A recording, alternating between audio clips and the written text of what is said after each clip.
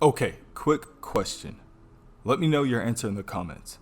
Do you think Batman could beat Doctor Doom? I'm really interested to see what you guys say.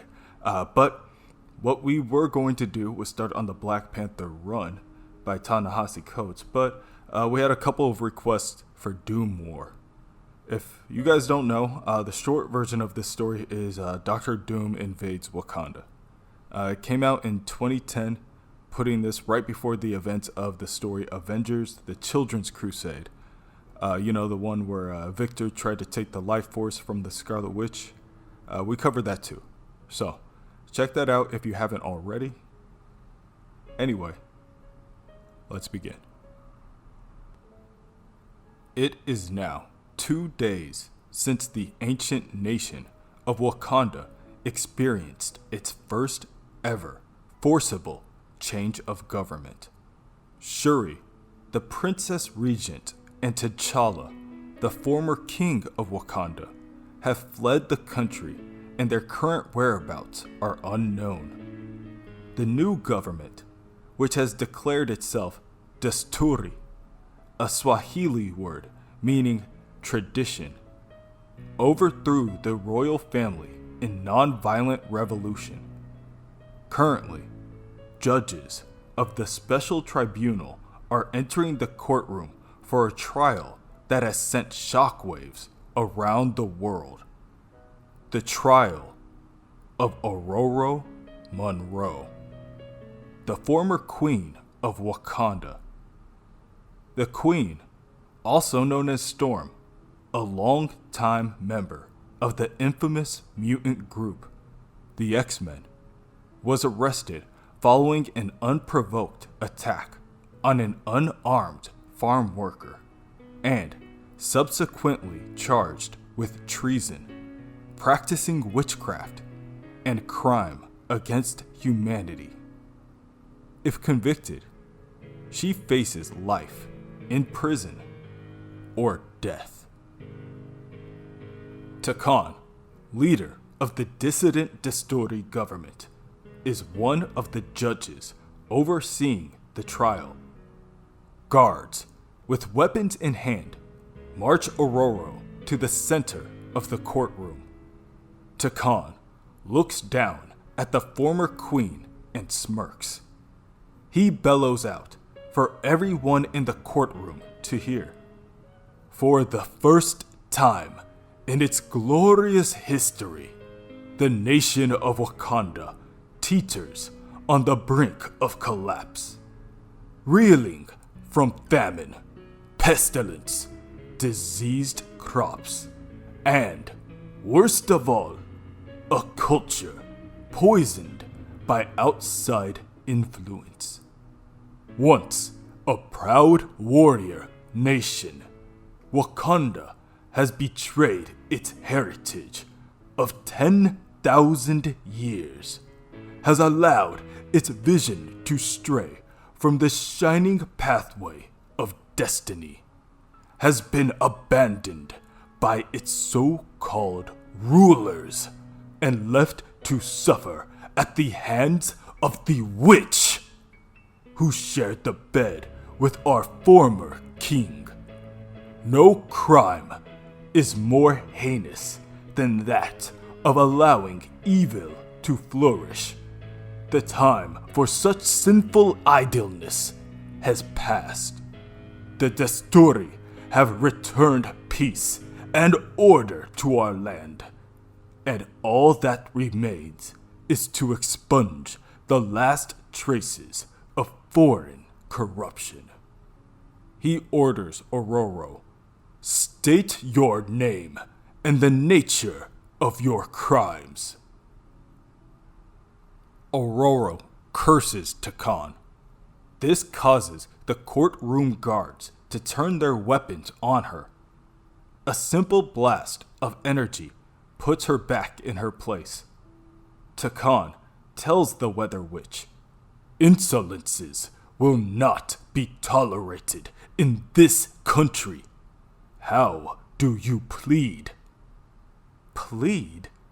I spit on your plea, and this joke of a court I will not demean myself by playing along with this farce. Takan turns to the others in the courtroom. Note it in the official record that the accused has entered a plea of guilty, saving this court the time and expense of a lengthy trial. I believe we can move straight to the sentencing. Death is the traditional way of dealing with a witch. Ororo doesn't beg. She tells Takan he can kill her if he wants, but to do so quickly. Ororo doesn't believe for 1 second that her husband has abandoned her. T'Challa is coming back for her. Then he'll go after Takan. Takan beams back at the former queen, telling her, "Let him come, or have you forgotten Wakanda has never been conquered?" Ororo stands to her feet. "It's you who have forgotten something, Takan. You are not Wakanda. He is." Moments later, the guards flood out of the courthouse. They push back every civilian and cameraman in sight. By order of the Destori Council, no more pictures are to be taken. The verdict is in, and the former queen of Wakanda has been sentenced to death on the very same spot that a little over a year ago she was married to the king. Hours later, Takan sits upon his throne in a room full of tribal leaders and advisors. He tells them Wakanda is finally secure. All ambassadors have been expelled, all borders closed, all press sent packing. All foreign nationals have been given 12 hours to leave the country. No exception made. Takan expects the leaders of the tribes of Wakanda to enforce these laws without question and without hesitation. These are grave times. Wakanda is currently cutting away the cancers that have made their nation sick. Radical surgery, no matter how carefully planned or skillfully executed, will always bring some pain and some scars. One of the tribe leaders stands to his feet, claiming those of the marsh have quietly supported the Destori from the beginning. However, there have been rumors that Takan has garnished support from outside forces. Elsewhere, Dr. Doom, the king of Latveria, is secretly in Wakanda and attempting to break through a vault door. Or, rather, he enlists the help of a man named Akaja and a number of other Wakandans to help him break through. There are 12 locks in total, and Akaja states the 10th lock is proving very tricky. It has a 128-bit encryption with a random code sequencer. There are no coding footprints and no back doors that he can find. All he gets is a series of symbols that he doesn't recognize. Dr. Doom approaches the door and raises his hand. Symbols stained on the doorway are now visible. He tells Akaja, "The reason you can't unlock this code is because it's not computer encryption at all. These are alchemical symbols from a race of lizard kings that died out before mankind descended from the trees, a blood cult brilliant in the dark arts. Alchemy? Acadia asks. But T'Challa abhors magic. He's a man of science. Well, something must have happened to change his mind. An interesting puzzle. It's not Wakandan sorcery. T'Challa set this trap to stop the Destori, and it would have done just that. This merely requires the correct spell and a simple blood sacrifice. The energy around Dr. Doom's hand begins to crack the air around it. Then, with an incantation, blood-red spectral serpents emerge out of nowhere and dance around the room. They pierce through all the Wakandans besides Acadia, ripping out their souls and plunging into the vault door. One by one, the Wakandans collapse to the ground. Child's play. Doom scoffs as the 10th lock pings open. Within Nation X, on Utopia, home of the mutant race, the X-Men call a meeting to discuss their next move. Scott Summers, leader of the mutant race, must think as a leader of a nation, not just a small band of heroes. A quick decision could be a deadly one. Emma Frost, the White Queen, wonders where T'Challa is in all of this. Why is it they're not seeing him kicking down the doors to rescue Storm? Wolverine admits it's a good question. He finds it hard to believe that a bunch of ultra-conservative goons could arrest Storm and chase T'Challa out of the country.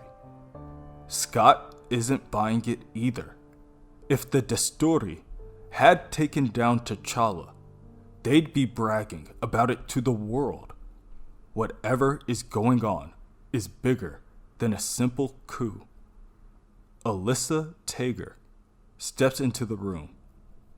Alyssa, the mutant known as Cypher, has abilities that include the full spectrum of invisibility and complete stealth.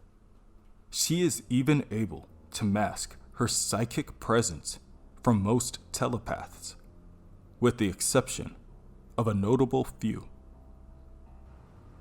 Scott tells Cypher that they are in a meeting and whatever it is can wait. But apparently, they have some unexpected guests.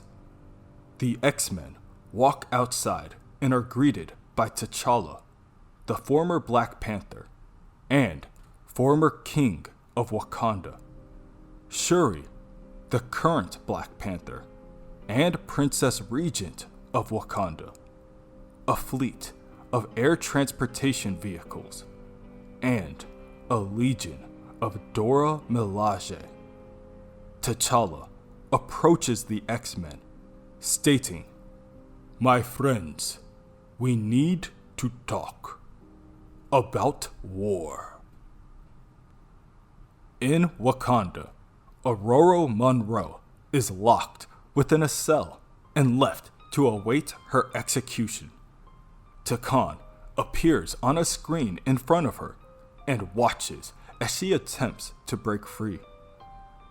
"This cell won't hold me, and it won't hide me from T'Challa," she tells him.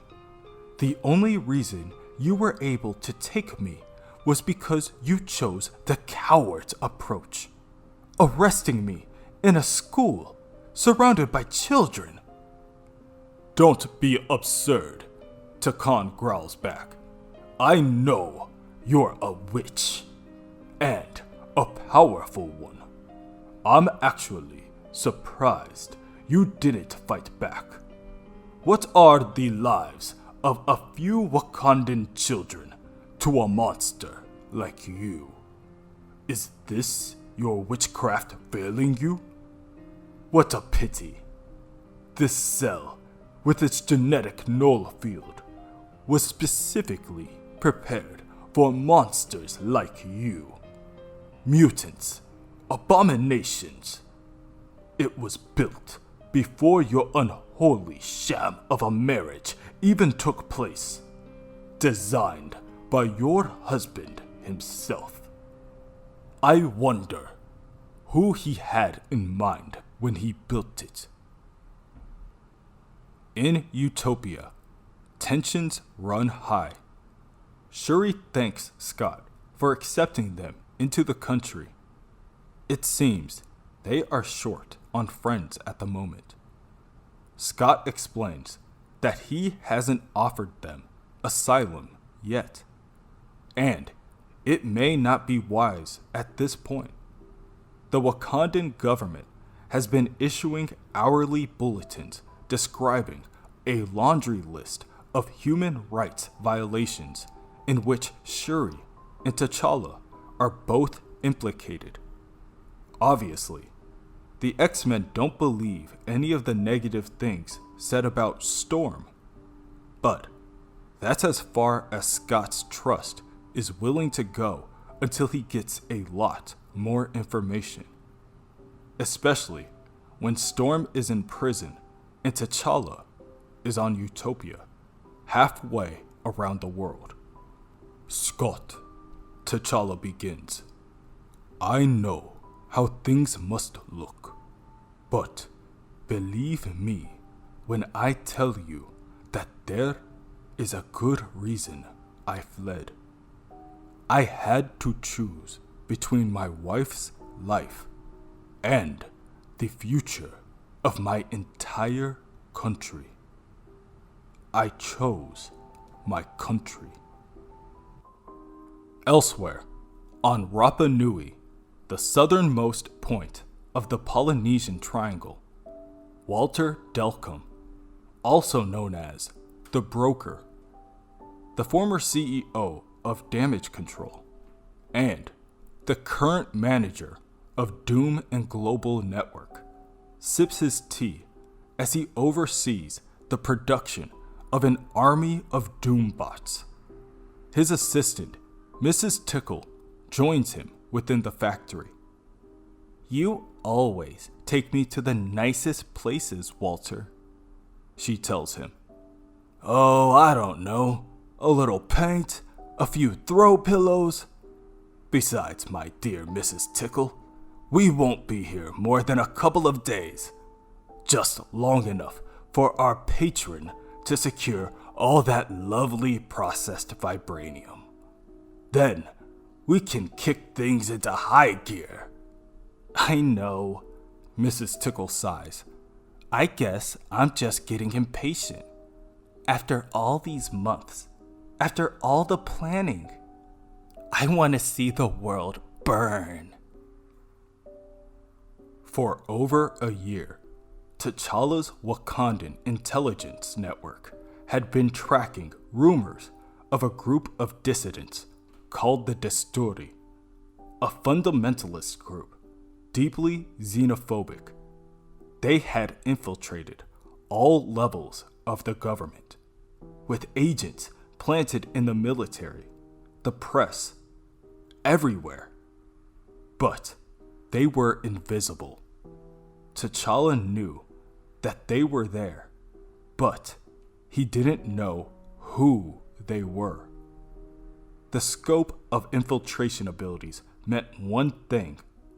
They had access to surveillance equipment far beyond the ordinary. T'Challa followed every possible lead and got nowhere. And then the source sought him out, lured T'Challa into a trap, and nearly killed him. Learning the name of that source cost T'Challa dearly. never was a name truer to the potential of its meaning. Doom. During his covert investigations into their security leaks, T'Challa quietly tested for every kind of surveillance equipment, from LMDs to holographic relay technology. T'Challa found nothing, and the security leaks increased tenfold. Then, T'Challa tested for nanites and found them. He rigged a device to locate them, thinking at first that Doom had used nanite camera swarms, each individual member a contributing part of a larger picture that would transmit what they saw and heard. But Doom was even more sophisticated than that. He somehow managed to introduce nanite swarms into the Wakandan palace food and water supplies. T'Challa's mother, his wife, his generals, and closest advisors had all been turned into living cameras. Everything they saw, everything they heard, everywhere they went, each of them was an unknowing spy for Dr. Doom. With one subtle play, Doom had acquired all of the secrets of Wakanda. The few nanites T'Challa was able to harvest self-destructed as soon as he tried to test them. Doom had programmed them to implode if their signal was blocked. T'Challa was trapped, frustrated at every turn. He could not even tell his wife about the danger she was in or how she was being used. T'Challa can only hypothesize. When one is the Panther, there is a heightened sense of self-awareness. Perhaps Doom suspected that T'Challa might have discovered his plot sooner if he had been infected. From then on, however, T'Challa made sure to take no food or water at the palace, and he spent more and more time apart from everyone who could have been infected. The only person he dared share this with was Suri. To have opposed the Destori would have meant pushing back an invisible tide. Now, they're all out in the open. Storm's trial, her impending execution, are clearly an attempt by Doom to force T'Challa's hand. He and Shuri, and any friends they can gather, have but one course of action. To save his wife, he must invade a kingdom that's never been conquered by force of arms and spill the blood of his own people. Emma Frost asks, what's Doom's endgame? What's his motive in all this? T'Challa throws a small device on the table before them. It came to Earth as a meteor 10,000 years ago, and my ancestors have spent every day since exploring its secrets. Vibranium. Vibranium's power to amplify or modify sound waves is well known, but there is much about the rarest of metals that the Wakandans have never shared with the world. One of their most closely guarded secrets is how vibranium can amplify mystical energies. It's unstable when used that way, and it taps into an energy flow on the quantum level that is virtually infinite. They have never mastered the secrets of using magically charged vibranium, but T'Challa believes Doom has. With a simple piece, Doom could tear the mutant Colossus apart, and do it with a flick of his hand. With the 10,000 tons of it inside the vault, Doom would become the most powerful force on the planet. Inside Ororo's cell, she throws her mattress from her bed on the floor and uses the wiring from the frame to create lockpicks and soldering tools. Her powers may be diminished, but her cat-like craftiness will help her prevail every time. Ororo is surprised at how little effort it takes for the doors to slide open, until she realizes she's not the one who opened the door. Storm prepares to leave, but stops when she sees Victor Von Doom extending a helping hand. "Your Highness," he says, "your assistance is needed."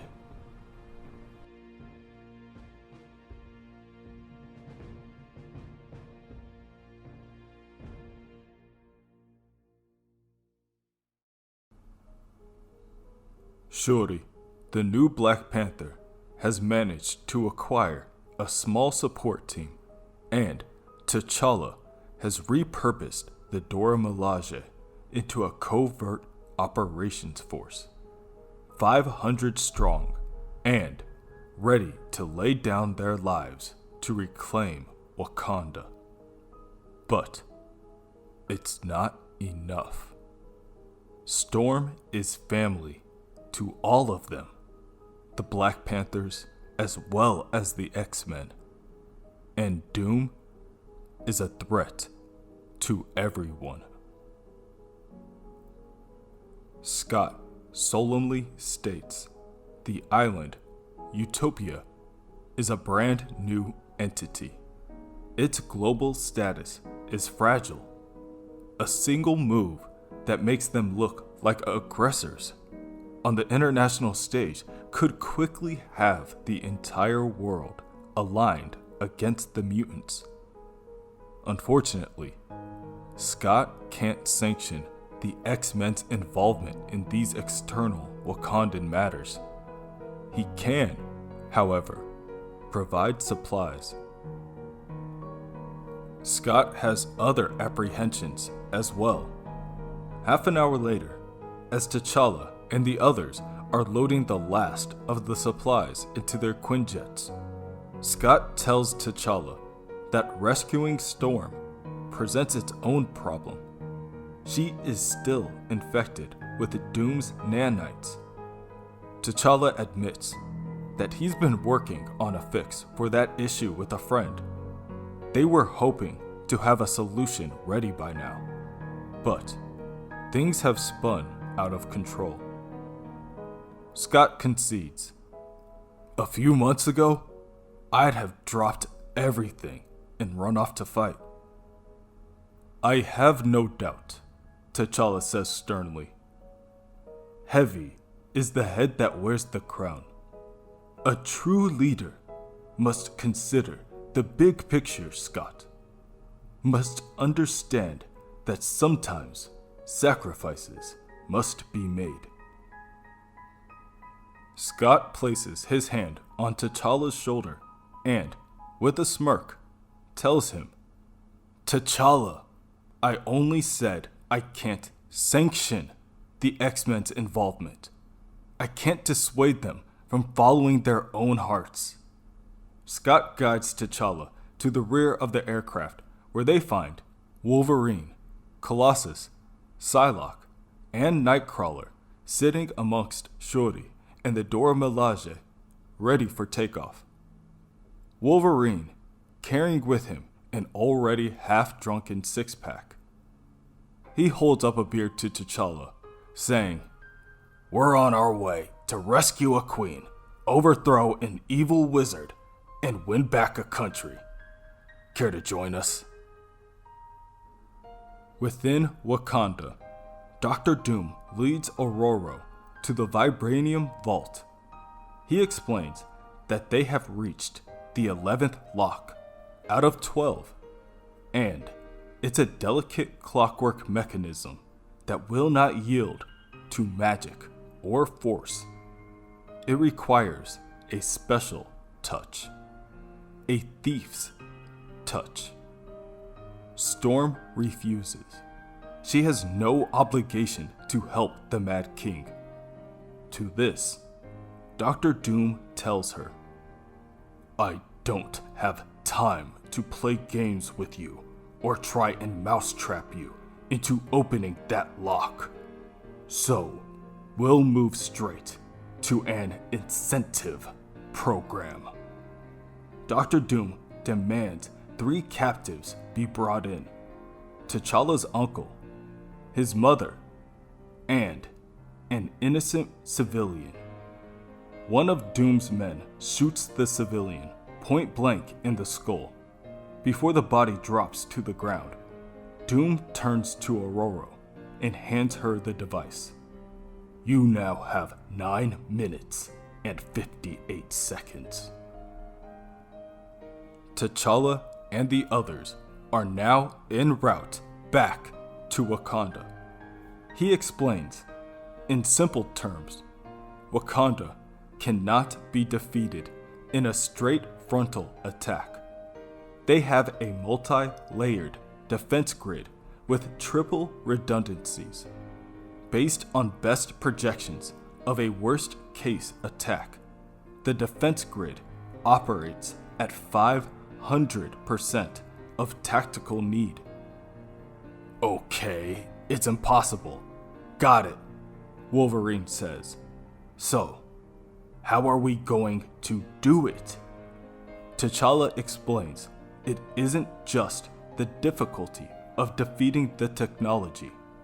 He designed much of it, so there are things they can do that the Destori will not expect. The problem is that each one of those machines is manned. They can't smash their way through without cutting a bloody swath through his own people. Wolverine huffs. "Impregnable defense, unlimited firepower, advanced technology, and we can't actually hurt anybody. As pep talks go, T'Challa, this one kind of sucks." Kurt Wagner, the Nightcrawler, agrees, as much as he hates to say it. Some casualties may be inevitable. At that moment, Suri says her piece. "Perhaps I'm being less optimistic than my brother, but I don't believe it is possible to retake Wakanda and defeat Doom without bloodshed. This isn't a fairy tale. These people betrayed their own heritage. They overthrew a lawful government while colluding with the most vile and dangerous despot on Earth. And just because we haven't seen it on TV, I'm not naive enough to believe that they did all this without spilling blood. No, gentlemen, I intend to take my country back by any means necessary." Within the Wakandan throne room, T'Khan's court is currently informing him that today it has been reported that nearly a quarter of the workforce has not reported in. Many of them claim to have developed a cold or the flu overnight. It is the same with the schools. They have barely enough teachers to manage the students who come in. They suggest to get the National Health Services and the Epidemic Control Office to mobilize. However, T'Khan isn't so convinced. He states that there is no epidemic. This is classic protest behavior. They expected something like this, and once the malcontents have finished grumbling, this will pass. However, Takan wants his men to make sure they collect the names of everyone who called in sick.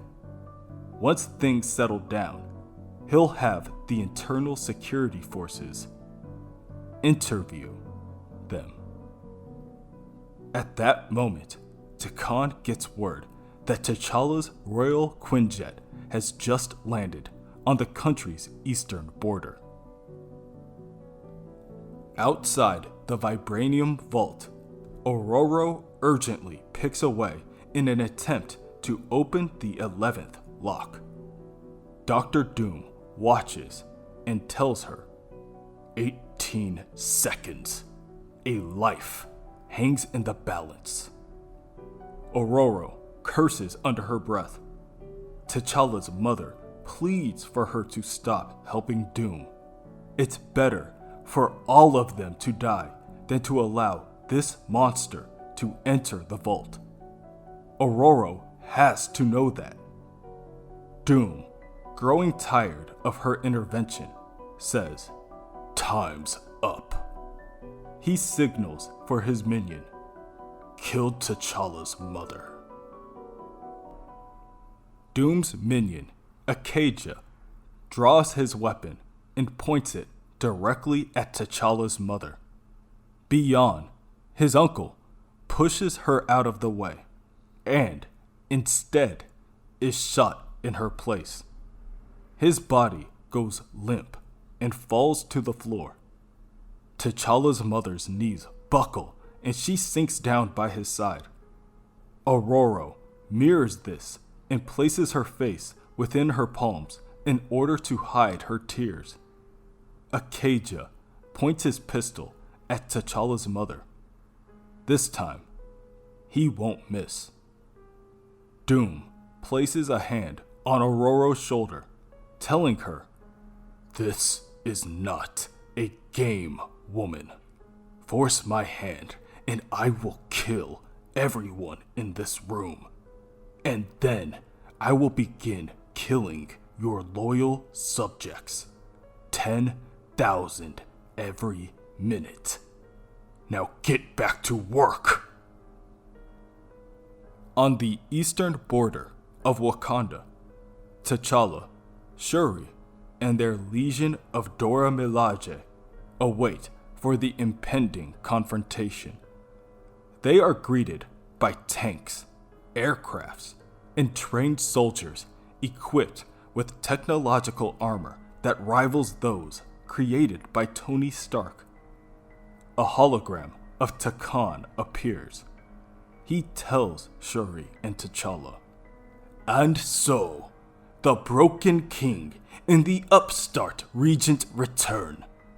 You were unwilling to risk your own hides to defend your nation, and now you come to spill the blood of your people."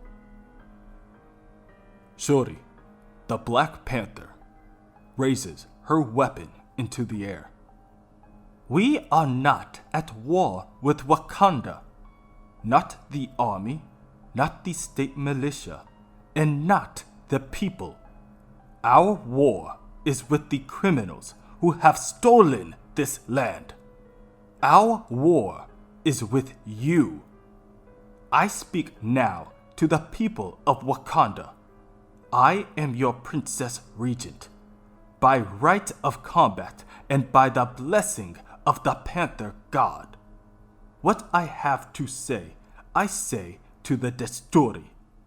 But I want all Wakanda to bear witness. The takeover of the Wakandan government is a criminal act. We offer you one chance to stand down and avoid bloodshed. One chance." Shuri explains that if they disarm and stand down, she offers the Desturi clemency and justice. they will allow representatives of the Distori to participate in their political process, to have a voice in council. But they need to relinquish all control within Wakanda immediately. Takan confidently stands from his throne. You dare come and threaten the people of Wakanda? What will you do? Slaughter innocents in the street to try and take back the throne you couldn't be bothered to hold? The Black Panther tells Takan that he isn't listening. They are not speaking to the people of Wakanda. They are speaking to the Distori, to him. And the Distori are not Wakanda. At that moment, Nightcrawler appears, and within a second, the two siblings vanish. From a cloud of smoke, Nightcrawler drops T'Challa and the Black Panther into the throne room that Takan stood so smugly, and the Black Panther claws at her enemy through the veil of smoke. All the soldiers are left helpless as they watch the hologram of their new leader fall. The Black Panther grabs a hold of Takan and, in one simple movement, snaps the man's neck. It bears repeating. T'Challa and Shuri do not want war with their own people. They were not speaking to the Wakandans. They were speaking to the Distori and to Takan. And he is not Wakanda. They are.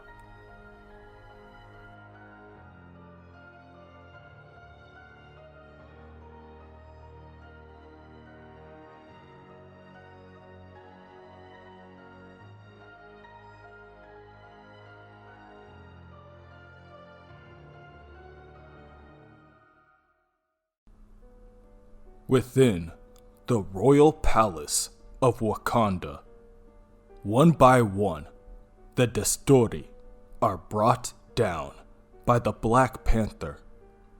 Shuri, the Princess Regent, claws them, spears them, and rips them apart.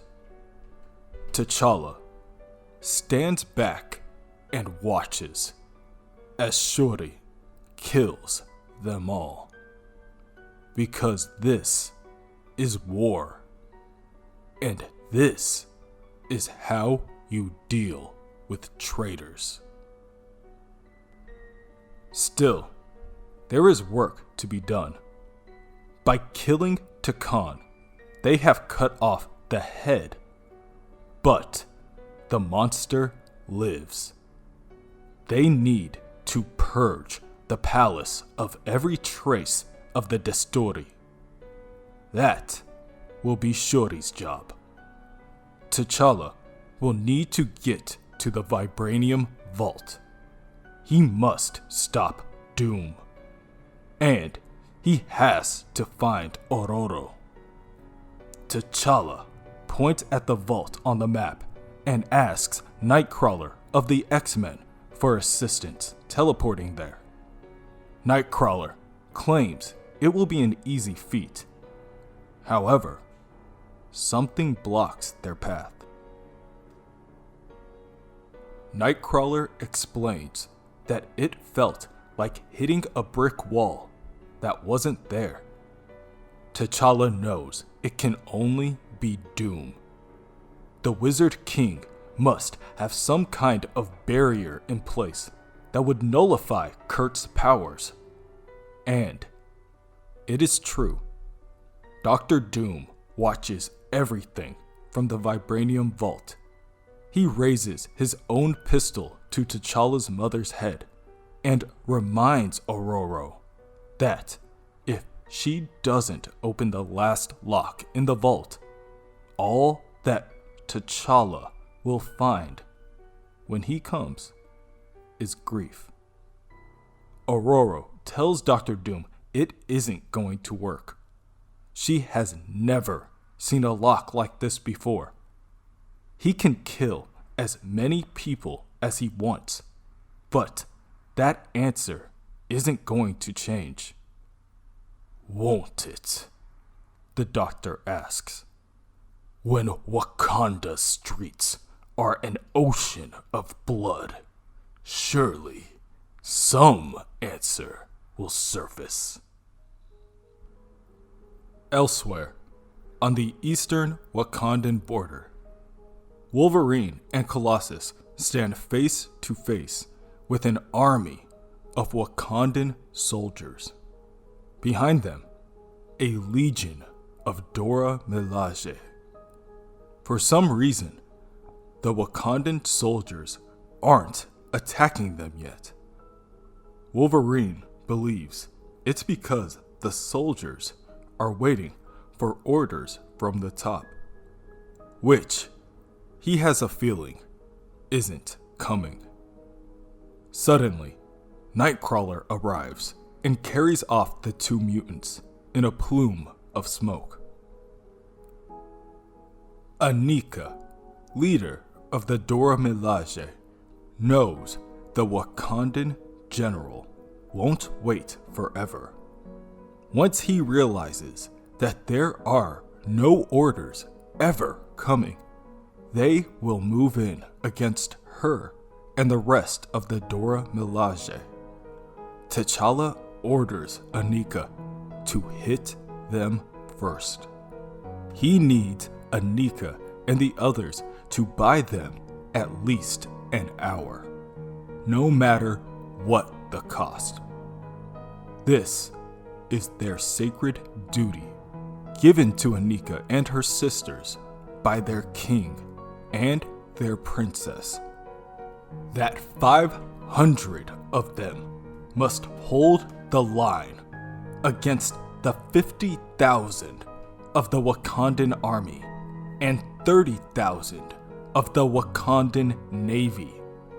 They are the Dora Milaje. They are the daughters of the 18 tribes of Wakanda. They are the teeth of the Panther God. Out of 10,000 years of sweat and bloodshed and battle are they born. They are women of this ancient land, deadliest of the species, and their time has come. Within the palace, Nightcrawler drops Wolverine and Colossus off to aid the Black Panther in clearing out the remainder of the Desturi forces. The Black Panther cannot help but wonder aloud, what the hell is wrong with these people? They ignored her warning orders for them to disarm and stand down. Wolverine explains that some people just don't take go to hell for an answer. Sometimes you have to show them the way out. And then he pops his claws. At the vault, Ororo tells Doom that she still believes T'Challa is coming for her, and he'll kill Doom for what he's done. He'll try, Doom tells her, but like everything else he's tried recently, he'll fail. Your husband and I have been perfectly matched for too many years. Like chess masters who have played each other too many times, learned each other's subtlest tricks. T'Challa thinks he has set a trap for me, tricked me into the open. But in his arrogance, he has played into my trap. And, as a result, I have done what no one else has managed in 10,000 years. I've conquered Wakanda. T'Challa is a defeated man. Doom holds a hand up to the vault. All that he's left is a final challenge. Not a lock, but a puzzle. All that remains for me to do is to think as he thinks, as I have been doing ever since I lured him into a trap and nearly killed him. It is not who wins the battle. It is who wins the war. On the border, the Dora Milaje are picking apart the Wakandan forces. One by one, the hyper-trained Wakandan soldiers fall. Even with their advanced cybernetic exosuits, they are no match for the destructive aptitude of the Dora Milaje. Armor is shattered. Bones are broken. Men are killed. And the Wakandan general watches as there is nothing he can do in the face of true strength. Elsewhere, the Black Panther, Colossus, and Wolverine have cleared the Destori forces out of the immediate area. Suri makes a call to her assistant, Flea, a tech specialist who works on a satellite outside Earth's orbit. From the satellite, Flea can see everything happening within the royal palace. He informs Suri that the fight isn't over yet. Black Panther and the others have at least 100 heat signatures moving in, fast. From the looks of it, 80 of them are Destori, and 20 of them are Doombots.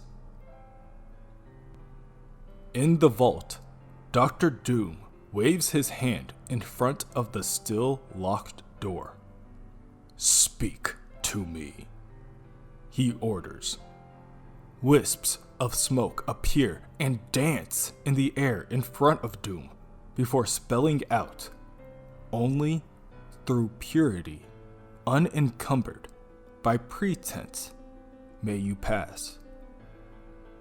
Interesting, Dr. Doom muses. Ororo stands to her feet. "You see what it says, Victor. Purity. T'Challa's last lock is one that you can never beat." Dr. Doom closes his eyes and thinks to himself about a solution to the last lock. It is apparent that he won't be able to open the lock by himself, at least not quickly. However, perhaps there is someone who can. Perhaps one of the Dora Milaje who nobly fight for their king and princess. Perhaps it's one of the X-Men who fight on behalf of their friends. Perhaps it will be T'Challa, who is cutting a swath through countless Destori forces and Doombots as he makes his way to the Vibranium Vault. Purity, Dr. Doom mumbles. In the palace, Colossus punches off the head of a Doombot, while Nightcrawler knocks out a Destori guard. Wolverine claws one through the chest, while the Black Panther stabs one with her spear and raises them up into the air. This gives Nightcrawler pause. He asks Suri how she can do this to her own people. "The hell they are," Suri tells Nightcrawler. "They lost the right to mercy when they broke the ancient laws of our people. Nightcrawler isn't convinced. But you are their leader, he points out. Your land is in crisis, princess. The people will look to you to set an example. Do you want bloodshed and wholesale slaughter to be the defining qualities of your reign? Suri rips off her mask and tells Kurt that Wakanda is a tiny nation in the midst of a vast continent that has never known true peace. Their culture, their art, their technology, none of it would exist. None of it could have survived were they not willing to defend it fiercely and decisively. I am not merely the Princess Regent of Wakanda. I am the claws of the Panther God on Earth. Ask yourself, what would a panther do to protect its den? Elsewhere, T'Challa makes it to the Vibranium Vault. He doesn't wait for backup. He kicks down the door to the room containing the vault and is greeted by Dr. Doom holding up his wife, Ororo, the mutant by the name of Storm, by the back of her head. Doom beckons T'Challa forward, saying, "The errant knight storms the castle to rescue the beautiful princess and save the kingdom from the evil sorcerer." How prosaic. But, oh, a twist to the tale. The knight must choose between the lovely princess and the treasure on which the kingdom is built. On the battlefield, Anika stands amongst her warrior women. They've disabled thousands of the Wakandan soldiers, but they keep coming.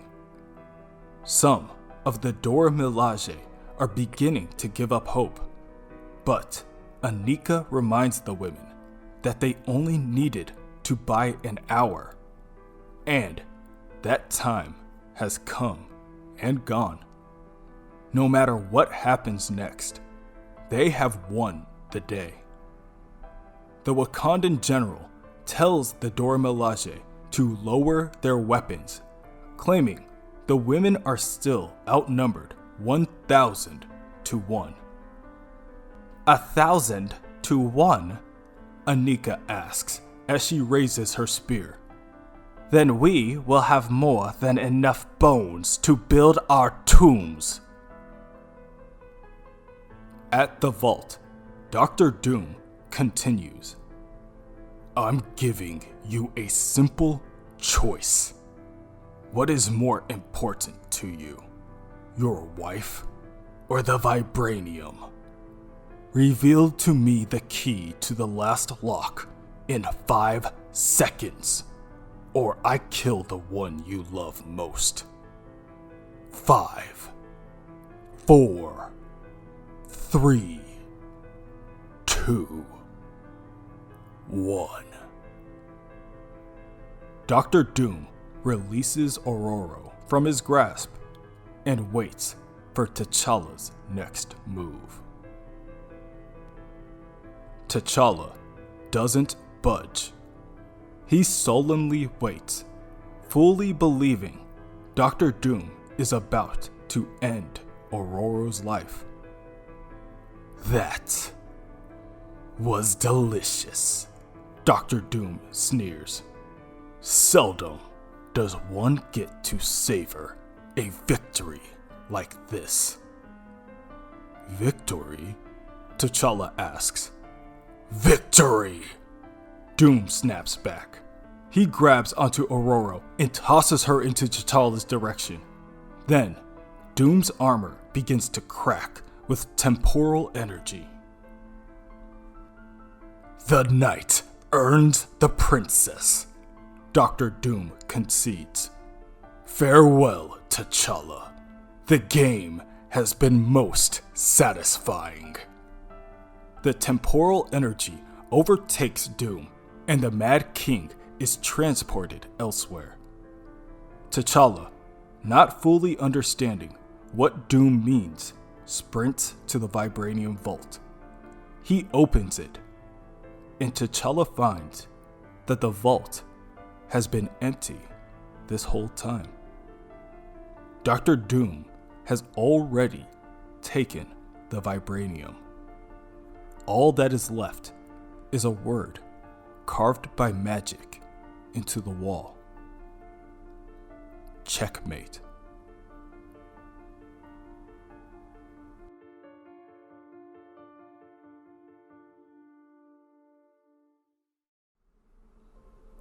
It started with an act of murder. The Skrull War left the global situation unstable. Dr. Doom used that to make a power move. He tricked T'Challa into a covert meeting and attacked him. T'Challa's Dora Milaje bodyguards died protecting him. It was a miracle that T'Challa survived. His life was saved through science, magic, and the unconquerable love of his wife, Queen Ororo. But at a price. T'Challa's injuries were too dreadful. Even with the best medical attention on Earth, T'Challa might never again be able to wear the mantle of Black Panther. For good or for ill, that responsibility fell on Shuri. It is a duty she does not take lightly. Doom's plan was far more than a simple attack. He infected most of the royal family and many top aides with nanites, microscopic devices that relayed everything the infected heard or said. T'Challa and Shuri were among the few uninfected, unable to enlist the aid of his wife or his own military. T'Challa, a man of science, turned to magic to counter Doom's sorcery. Alchemy and ancient magics gave him enhanced strength and a resistance to magical attacks. An attack by Doom was inevitable. T'Challa needed muscle, and he turned to the Dora Milaje, a cult of warrior women dedicated to protecting the royal family. Fighting Mistress Anika devised a new form and combat that blended science and sorcery with the most vicious of fighting secrets. As months passed, T'Challa tried everything he could to defeat the nanite infection. Each time, he failed. At any moment, Doom could activate the nanite self-destruct option, killing Storm, the royal family, and everyone he loved. He was trapped. Doom played the whole thing like a chess master, subtly calculating each move. Instead of openly attacking Wakanda, he covertly funded the Distori, a dissident group dedicated to civil unrest. Doom's ally in this was the Broker, aka Walter Declan, former CEO of Damage Control, whose mutant growth hormones helped bring about the Civil War. Declan laid a trail of disinformation that sent Shuri, the new Black Panther, chasing her own tail. While trying to uncover the truth, Shuri was tricked into attacking Namor, a painful mistake on her part. Luckily, T'Challa has some allies in this war. Together, they attacked the broker, but even that battle was part of Doom's chess game, keeping everyone off balance and distracted. At Doom's command, the Distori rose and overthrew Wakanda in a well-coordinated coup, and put Storm on trial for her life, while everyone scrambled to make a counter move. Doom acted to accomplish his true endgame, to acquire the stockpiles of refined vibranium under the royal palace by any means necessary. Desperate now, T'Challa and Shuri went to Utopia to plead their case to Cyclops. With the X-Men, they could take back Wakanda. Cyclops was reluctant to commit his people. Only 3 answered the call. The Dora Milaje squared off against the combined might of the Wakandan military. Anika led 500 warriors into battle against 70,000 Wakandan troops, while at the same time the X-Man Nightcrawler teleported T'Challa and Shuri into the palace, right into the throne room. And they took back what was theirs. With the leaders of the Distori gone, the insurrection lost its momentum. Loyal Wakandans rose up against the Distori. The whole battle could have been wholesale slaughter. But despite Doom's worst intentions, Wakanda did not drown in the blood of its people. T'Challa fought his way through hundreds of Distori agents and Doombots to reach the Vibranium Vault. But Doom, as impossible as it seems, stole every last ounce of Vibranium. So, with the nanite infection still there and no recourse left, Shuri ordered the Air Force to carpet bomb the capital with EMPs, effectively blasting Wakanda back to the Dark Ages. And now, Shuri and T'Challa turn to Reed Richards and the Fantastic Four again. Doom's oldest enemies and T'Challa's oldest friends. Shuri and T'Challa can't beat Doom alone. Not this time. But together, they might just have a chance.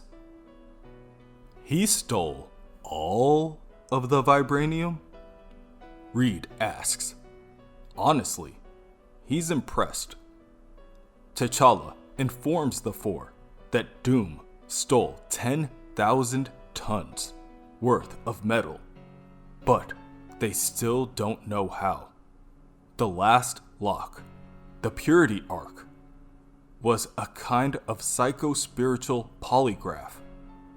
It forces a person to reveal his true self. Any trace of guile, any hint of duplicity, or evil intent triggers a ring of disintegrators. How could Doom, possibly the most corrupt person on the planet, pass that test? T'Challa cannot begin to guess. Back at the Vibranium Vault, 26 hours ago, Dr. Doom is presented with a final test on the final lock. Only through purity, unencumbered by pretense, may you pass. He unhooks his cape and cowl, and the green fabric flutters to the floor. He removes his mask and drops it to his feet. He strips down from all his armor, Then, he holds up his arms as if he were presenting himself to someone. Unguarded, naked, weaponless, I offer myself up to judgment, Doom announces. Within an instant, lightning cracks out of the vault door. It entangles Doom before teleporting him away altogether. Elsewhere, the heroes secretly meet within the caves of Bast, T'Challa's secret combat laboratory. Currently, the power is out, and the meeting is being held by candlelight. Nyx, Shuri's weapon designer and chief scientific advisor, explains the Distori strike groups are still active in the territories. So far, there have been suicide bombings in the Mount Konda settlement and another at the police station in Paradise Forest. 14 civilians have been confirmed dead so far. However, they were able to recover the head of a Doombot from one of the sites. Ben Grimm, the Thing of the Fantastic Four, comments that capturing a Doombot isn't such a big deal. They have tons of reprogrammed Doombots back at the Baxter building, doing their laundry. Nyx tells the Thing that, over the years, Wakandans have tried to master the mystical properties of vibranium. They never could. But if Doom has truly solved that mystery, then God help them all. Within the factory, hidden on Rapa Nui, Dr. Doom stands atop the block of vibranium. A number of candles are set around the perimeter. Doom reaches into his bag and casts out an unfamiliar green powder. Then, he sets down a number of occult items around a small bowl placed in front of him.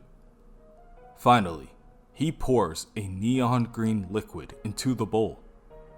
Walter Delcom watches this all unfold, but he doesn't pay it any mind.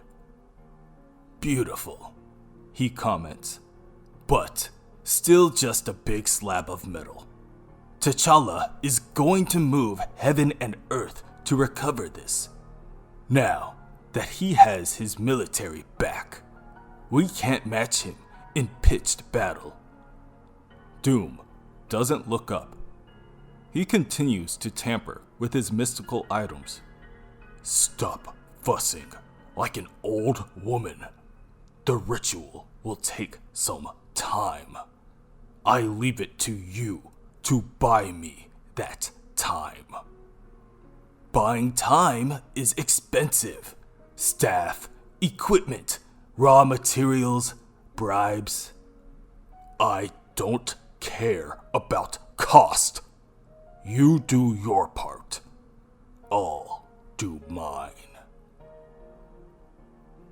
26 hours ago, the lightning that consumed Dr. Doom transported him to the astral plane. What is this place? He asks, looking around. Where he stands now appears to be a moon drifting in space. Planets and suns that once looked like distant stars are now closer than ever before. Suddenly, a giant panther stomps from over the horizon. Its bleach white fur only rivaled by its perfectly sharp ivory fangs. Its eyes glow green as it hisses. You are nowhere. This place does not exist. You do not exist. All that exists is this moment and the question of purity. I will look into your soul, Victor Von Doom. If you lie to me, if your heart is impure, if your motivations are tainted by greed or hatred, I will know. I am Bast, cat god of Egypt, panther god of Wakanda. Lie to me, Doom, and I will devour you. Dr. Doom stands humbly before the panther deity. I know who you are, he responds, and I know that when I stepped through the ark, my life was forfeit. But know this, I give to you what I have given to no one else. I open my mind and heart and soul to you. Bast, curious, snatches Doom up in order to examine the king even further. Is that bravery or arrogance that puts such steel in your voice? Neither, Doom says flatly. It is faith. I know who and what I am. Look into my soul, cat god. Look and see the truth that is Doom. Within the caves of Bast, one of T'Challa's guards enters the room to tell the king that a heavily armored Distori hit team has broken into the palace and taken members of the press hostage. Storm volunteers to deal with the Distori and orders T'Challa to find the vibranium. Sue Storm tells Reed that she is going with Ororo. Storm isn't going to need her help, but Sue just wants to watch. Reed chuckles and tells T'Challa, "For so many years, I always considered Doom to be my personal nemesis. Ego, I suppose." T'Challa admits he hasn't fought Doom as long as Reed, or as many times. But in wars of this kind, it's not the number of battles, but the degree of harm by which one measures their enemies. Doom is the enemy of everyone on Earth. Storm and the Invisible Woman arrive in the palace to block off the press from the incoming wave of Distori forces. The Invisible Woman begins to conjure a number of barriers. She tells Storm to lay down some cover fire while she throws a force field around the civilians. But Storm refuses. Storm's eyes glow bright, and the wind around her ankles begins to spiral. She tells the Invisible Woman that she's got this. At that moment, 3 massive bolts of lightning crack out of the sky. They center in on the royal palace and shoot through the windows, shattering the glass and striking down the Distori forces. The Distori curse Storm, calling her a witch, as they burn by the touch of nature. On the astral plane, Bast interrogates Dr. Doom. Her gaze glows the color jade, and her will pierces through the wizard, bringing him to his knees. Can you coin the numberless dead who have perished for your dreams? Can you tally the harm you have done to those you hate and those you love? You are a monster, Doom. And yet, knowing that all of your crimes would be laid before me, you entered the Ark of Purity. Doom tells Bast, "My history is no different than Wakanda's cat god. I know what your people have done to survive. You speak of damage, of death. What are they to kings and gods? They are the ephemeral byproducts of destiny." In the lab, T'Challa and Mr. Fantastic are at work creating a device that will key in on the vibranium's unique signature, a vibranium tracker. Still, tracking the vibranium is only half the battle. Reed knows Doom isn't going to take it back to Latveria. With that, and turning vibranium into a weapon of mass destruction, Doom will be facing a coalition of every superpower on the planet. So, it's up to the two of them to stop him. On the astral plane, Doom shows Bast everything he sees wrong with the world.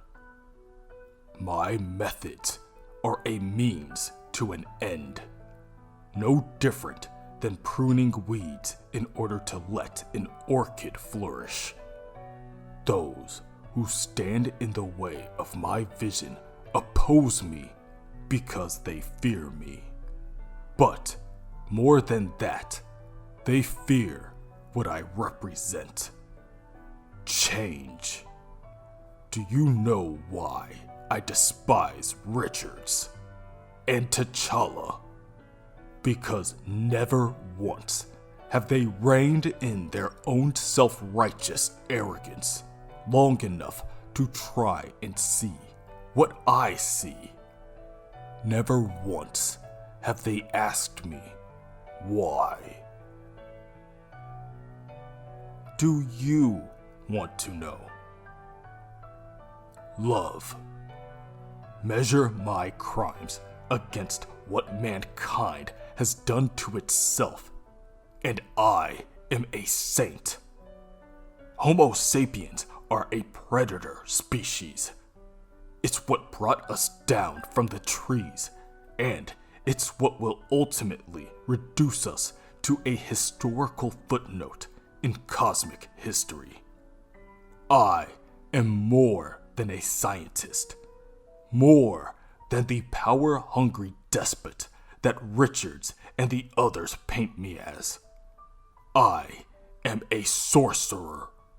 I have looked into the future.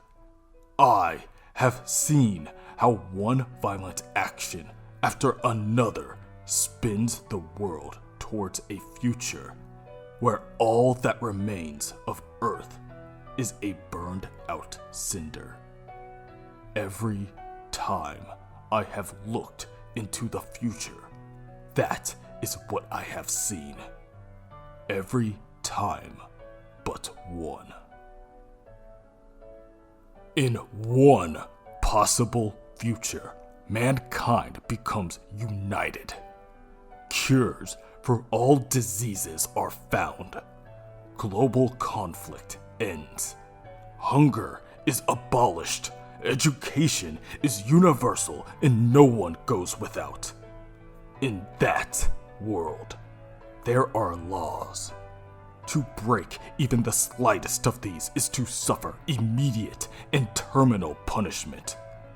After a while, no one would dare lay hands upon the innocent, or commit a crime of hate, or steal bread from the table of another.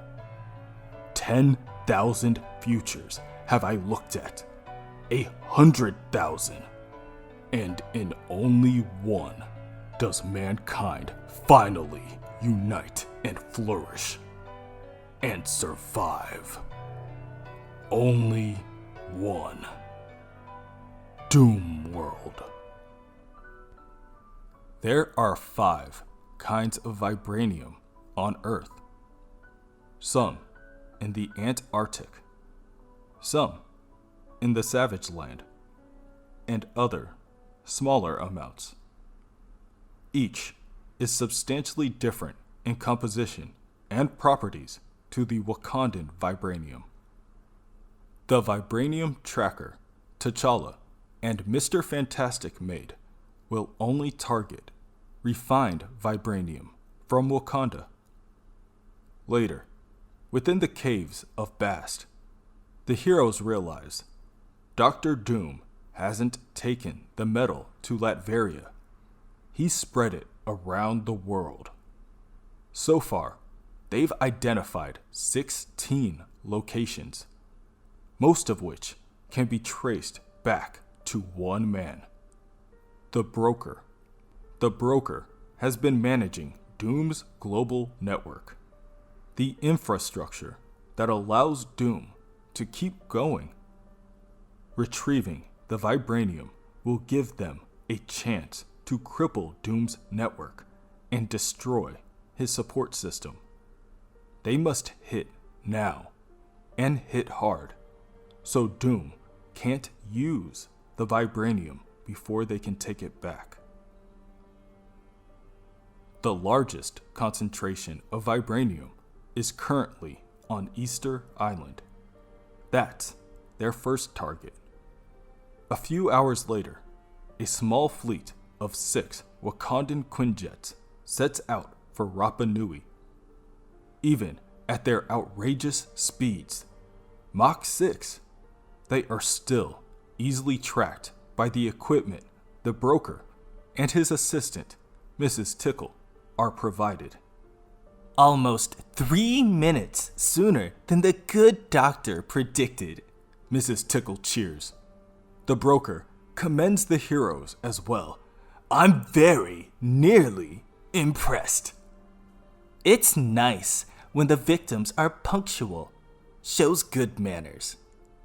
You know, I've always wanted to say this. I mean, really, it's so rare you get to use one of the truly classic lines. Just say it, for God's sakes. Very well. Release the hounds.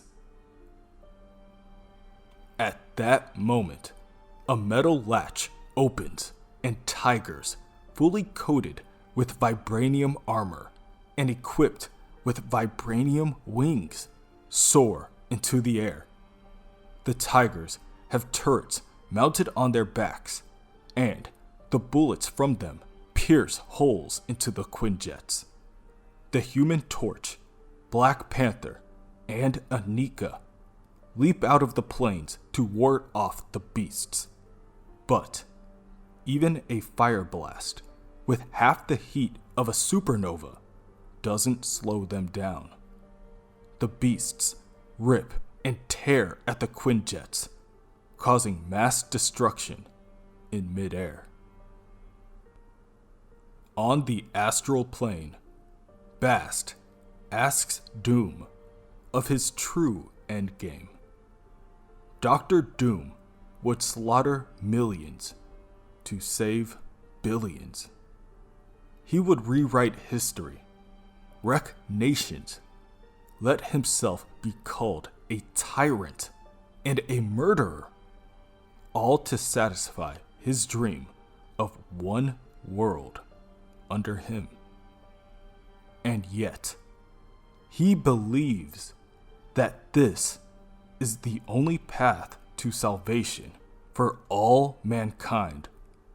He believes that with his whole heart, everything that he has ever done, his plots and plans and twisted excesses, all serve this one goal.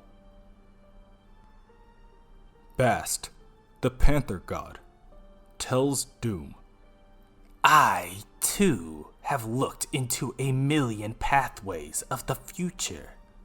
I, too, have seen the one that leads to a world without evil, without hurt, without want, And though my own soul cries out in denial, I must act according to the truth. Though your methods are abhorrent and vile, your intent is pure. You have passed the test. The vibranium is yours to take. Do with it as you will.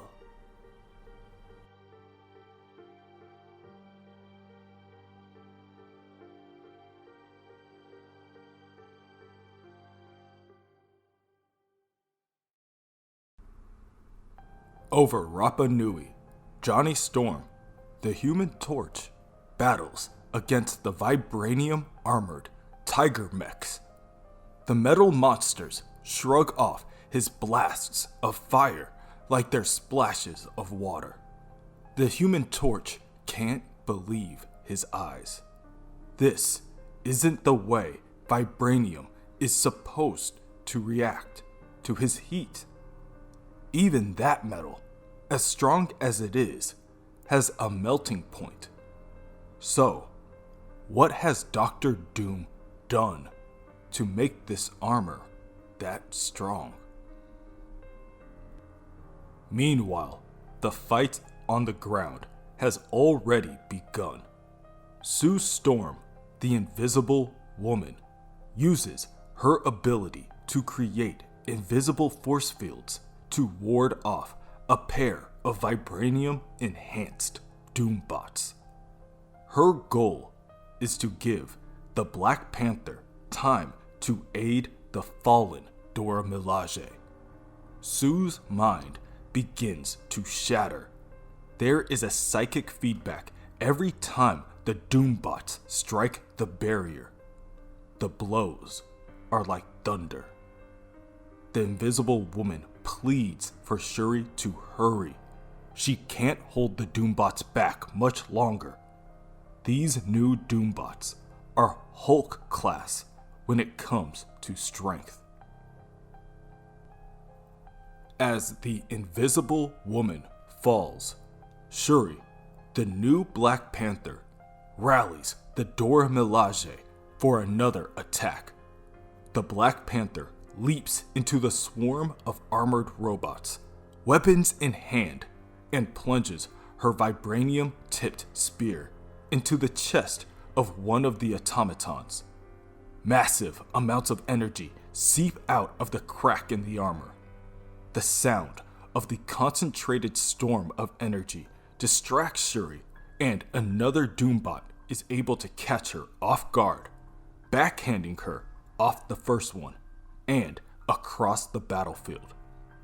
Luckily, the Thing is able to catch her, minimizing the damage. He then sets down the Black Panther so that he can go toe-to-toe with the Doombot himself. Elsewhere, within Area 113, Dr. Doom's private laboratory, Walter Declan, also known as the Broker, updates the Latverian King on the happenings on the battlefield. Your new generation of Doombots are performing beautifully. They've killed a dozen Dora Milaje, and they have the Fantastic Four and Shuri on the run. Dr. Doom, working from a nearby computer, tells Declan, I don't give a damn if the V-Series Doombots kill them all or not. Just monitor the telemetry from the bots. They're tied to a self-learning neural net. Anything they learn here will make the next generation that much more combat effective. This is all big picture, Declan. T'Challa and Richards are trying to win a battle. I'm waging war. Even with the Fantastic Four and an army at her back, Shuri is still losing this fight. she retreats to one of the nearby Wakandan Quinjets. Neix, Shuri's weapons designer and chief scientific advisor, tells her that he has his own V-Series armor prepared for just the occasion. It's time to up the ante, he tells her. Meanwhile, on the battlefield, the Invisible Woman is doing what she can to fend off the mechanical beasts, but it's simply too much. What does it take to stop these things? She asks. Maximum firepower. Time to fight fire with fire, the Black Panther responds. Suddenly, a vibranium spear is hurled across the battlefield and pierces the tiger's armor, tearing apart the wires within. The Invisible Woman looks back and sees the Black Panther and a dozen Dora Milaje jumping into the fray, each equipped with state-of-the-art V-Tech armor. Shuri tells the Invisible Woman that vibranium-based weapons are the only thing that's going to work against these new Doombots. This gives Ben Grimm an idea. Vibranium, huh? He tears off a piece of cloth and ties parts of a fallen Doombot's armor to his fists, creating a rather brolic upgrade of brass knuckles. Works for me. Within Area 113, Declan continues to debrief Dr. Doom. 16 attack aircrafts have launched from Wakanda. At 30,000 feet, they went into stealth mode, and we lost them. I don't think we'll need your powers of divination to predict where they're heading. This is ahead of Schedule A. You said that T'Challa would wait until... This isn't T'Challa, Doom interrupts. This move is rash and aggressive. This is Shuri, flexing her claws. T'Challa may be the king of our little chess match, but Shuri is still the ruler of Wakanda. Interesting. You predicted that T'Challa wouldn't wrest control of Wakanda back from his sister. Now, the question is whether Princess Barbie is simply being as impatient and arrogant as she's always been, or whether she's had an intuitive leap. T'Challa and Richards have probably worked out a best-case scenario of a month and a worst-case scenario of a few weeks. Has Shuri guessed that tomorrow is Doomsday? It is all academic, Declan. Even if T'Challa and Richards knew my timetable, what could they do? Let them hit all of my factories, all of my production centers. What will they find? The main stockpile of vibranium? Hardly. They will find that my legions are waiting for them, that I am waiting for them. They will finally grasp the self-destructive extent of their own arrogance and the unstoppable reach of my fist. They will not find what they are seeking. They will discover only traps. They will discover their doom. Back on Rapa Nui, Shuri maneuvered just as Dr. Doom expected. Within the Eastern Island factory, the heroes found a fleet of Doombots awaiting their arrival. Their fight was short, and 11 Dora Milaje were lost. That's when Storm gave up on the pointless war of attrition and decided to wipe the factory from the face of the earth. Later, during a video call while being debriefed, T'Challa reprimands Shuri. "This isn't the way. You're throwing your fighters away like pawns on a chessboard." "What would you advise?" Shuri asks, insulted. "Sitting back to work up another computer model? Doom has beaten us at every turn because he's in your head. He understands how you think because he's analyzed all the ways in which you've beaten him.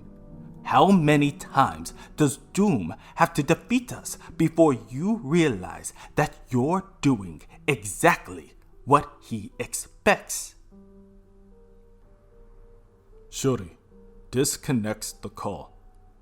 Reed tries to tell T'Challa that Shuri is young and still ruled by emotions, but T'Challa knows that Shuri is right. "I am most guilty. After I was ambushed by Doom, I swore to change my approach. I used alchemy to boost my physical strength and painted mystical protection symbols on my skin so that I could endure magical attacks. I approached this as if I was preparing to fight Doom hand to hand, and that was my mistake. This fight won't be won through muscle and fighting technique, and it won't be won by Shuri's love of gadgets. Doom knows how logical and orderly we both are. In essence, we've both trained him to outthink us.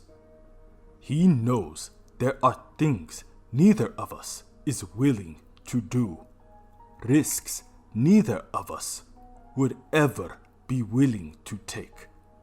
I think now is the time for us to go a little crazy. If I can't defeat Doom in this universe, then I need to open a door to another one." Later, Shuri, the Black Panther, orders the heroes to split up and attack Doom's factories individually. Albeit, each hero is also supplied with a small contingent of Dora Milaje to back them up. The Black Panther battles vibranium-plated scorpions in Mill Rock, New York. Storm pushes back her attackers with massive gusts of wind while everything around her burns in Narayama, Japan. Each wave of Doombots are harder to stop than the last. They're adapting like sentinels to everything they do. On Ascension Island, within the South Atlantic, the Thing clobbers the Doombots to pieces. Slowly, but surely, he's running out of stamina. On Christmas Island, in the Indian Ocean, the Human Torch does what he can to keep back a swarm of Doombots that fly like insects, specifically designed to keep him out of the air. And in Bora Vista, within the North Atlantic, the Invisible Woman shatters a vibranium tiger from the inside out. But she needs more help. She calls Shuri to send more backup. This factory is built down into the bedrock of the island. I need a dozen more fighters. I can only spare 6, Shuri tells her. But they're inbound with heavy weapons, ETA 15 minutes. No, damn it, that's too few and too late. Dr. Doom watches it all from Area 113. Declan advises the King of Latveria, if this keeps up, if they keep letting the heroes attack them, they will cripple Doom's supply chain. You need those factories. The only reason you've been able to wage so many wars on so many fronts over the years is because of this infrastructure. And while it's burning, you're doing what? Dr. Doom walks over to a nearby machine. It hisses as it slowly opens, revealing his own vibranium-enhanced armor. What am I doing, Declan? I'm winning. When the invisible woman is left with 2 Dora Milaje left, helpless, huddled together in an ever-shrinking invisible barrier, Doom is winning. When the Human Torch's heat cannot melt away his opposition, Doom is winning. When Storm loses all of her allies, when she stands alone as the fire roars behind her, Doom is winning. When the ever-loving Thing grows tired and his rocky exterior chips away against the Doombots' vibranium strength, Doom is winning. And when Suri finally falls, leaving her Dora Milaje without direction, Doom is winning. The call finally gets back to T'Challa and Mr. Fantastic. The princess is down. Storm has lost over 30 Dora Milaje, and the others aren't faring any better. Again, T'Challa blames himself. He needs to change the game. This is why a straight fight isn't going to work. This isn't some logic puzzle for T'Challa and Reed to solve. This is a war, and they're losing. T'Challa's people are dying. They've lost contact with Sue Storm, and the Thing and the Human Torch won't last much longer if they keep playing by the rules. T'Challa, Reed begins. T'Challa throws up a hand and walks in the opposite direction. No more theorizing. I've already made the calls. Shuri was right all along.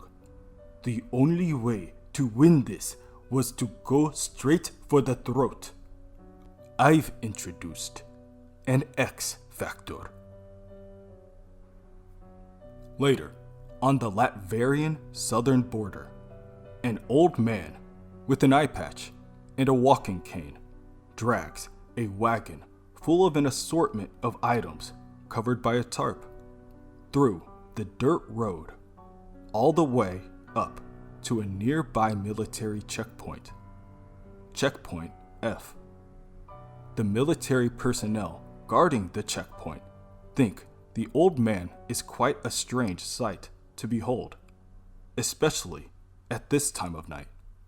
They wonder aloud if the old man is actually Igor, the fortune teller, an old Simkarian tosspot. He probably wants to tell their futures for a pint of vodka. The 2 military men walk out to greet the old man and order him to present his papers.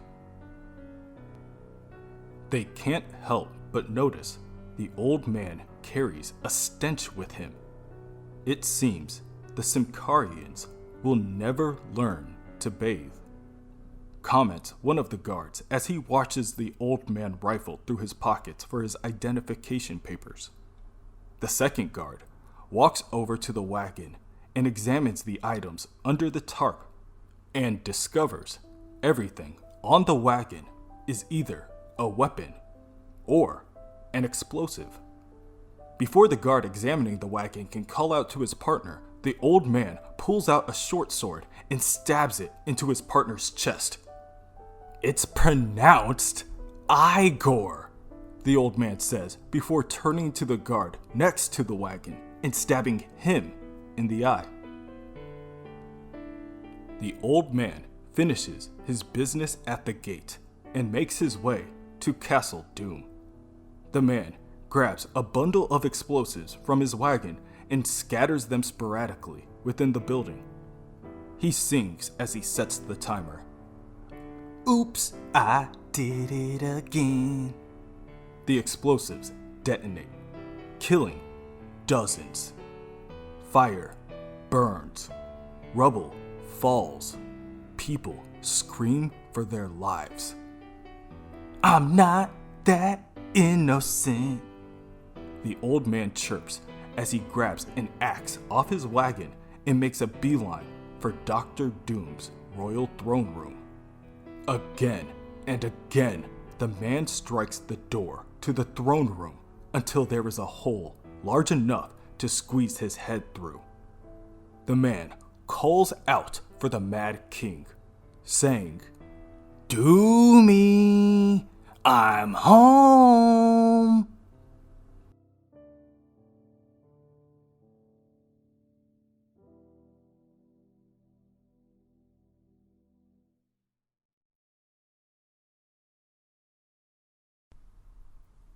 After each of the scattered battles across the globe, the heroes pick themselves up and prepare for the next phase of attack.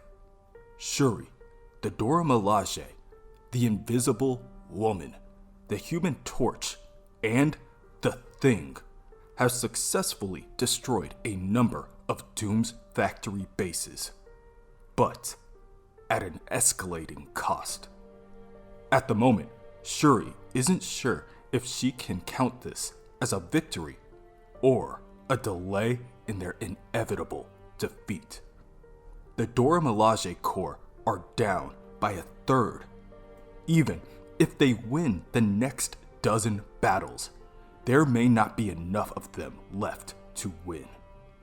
And all they have recovered is 8% of the vibranium Doom has stolen. Dr. Doom is beating the heroes at every turn.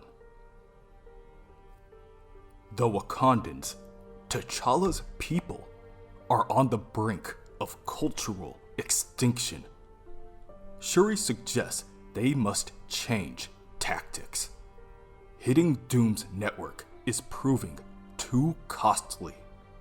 They need to hit Doom himself. But that can only happen if they find him. Even Reed Richards and T'Challa's vibranium tracker can't get a precise lock on his location. They can see the main concentration of vibranium, but the V-tracker keeps shifting locations.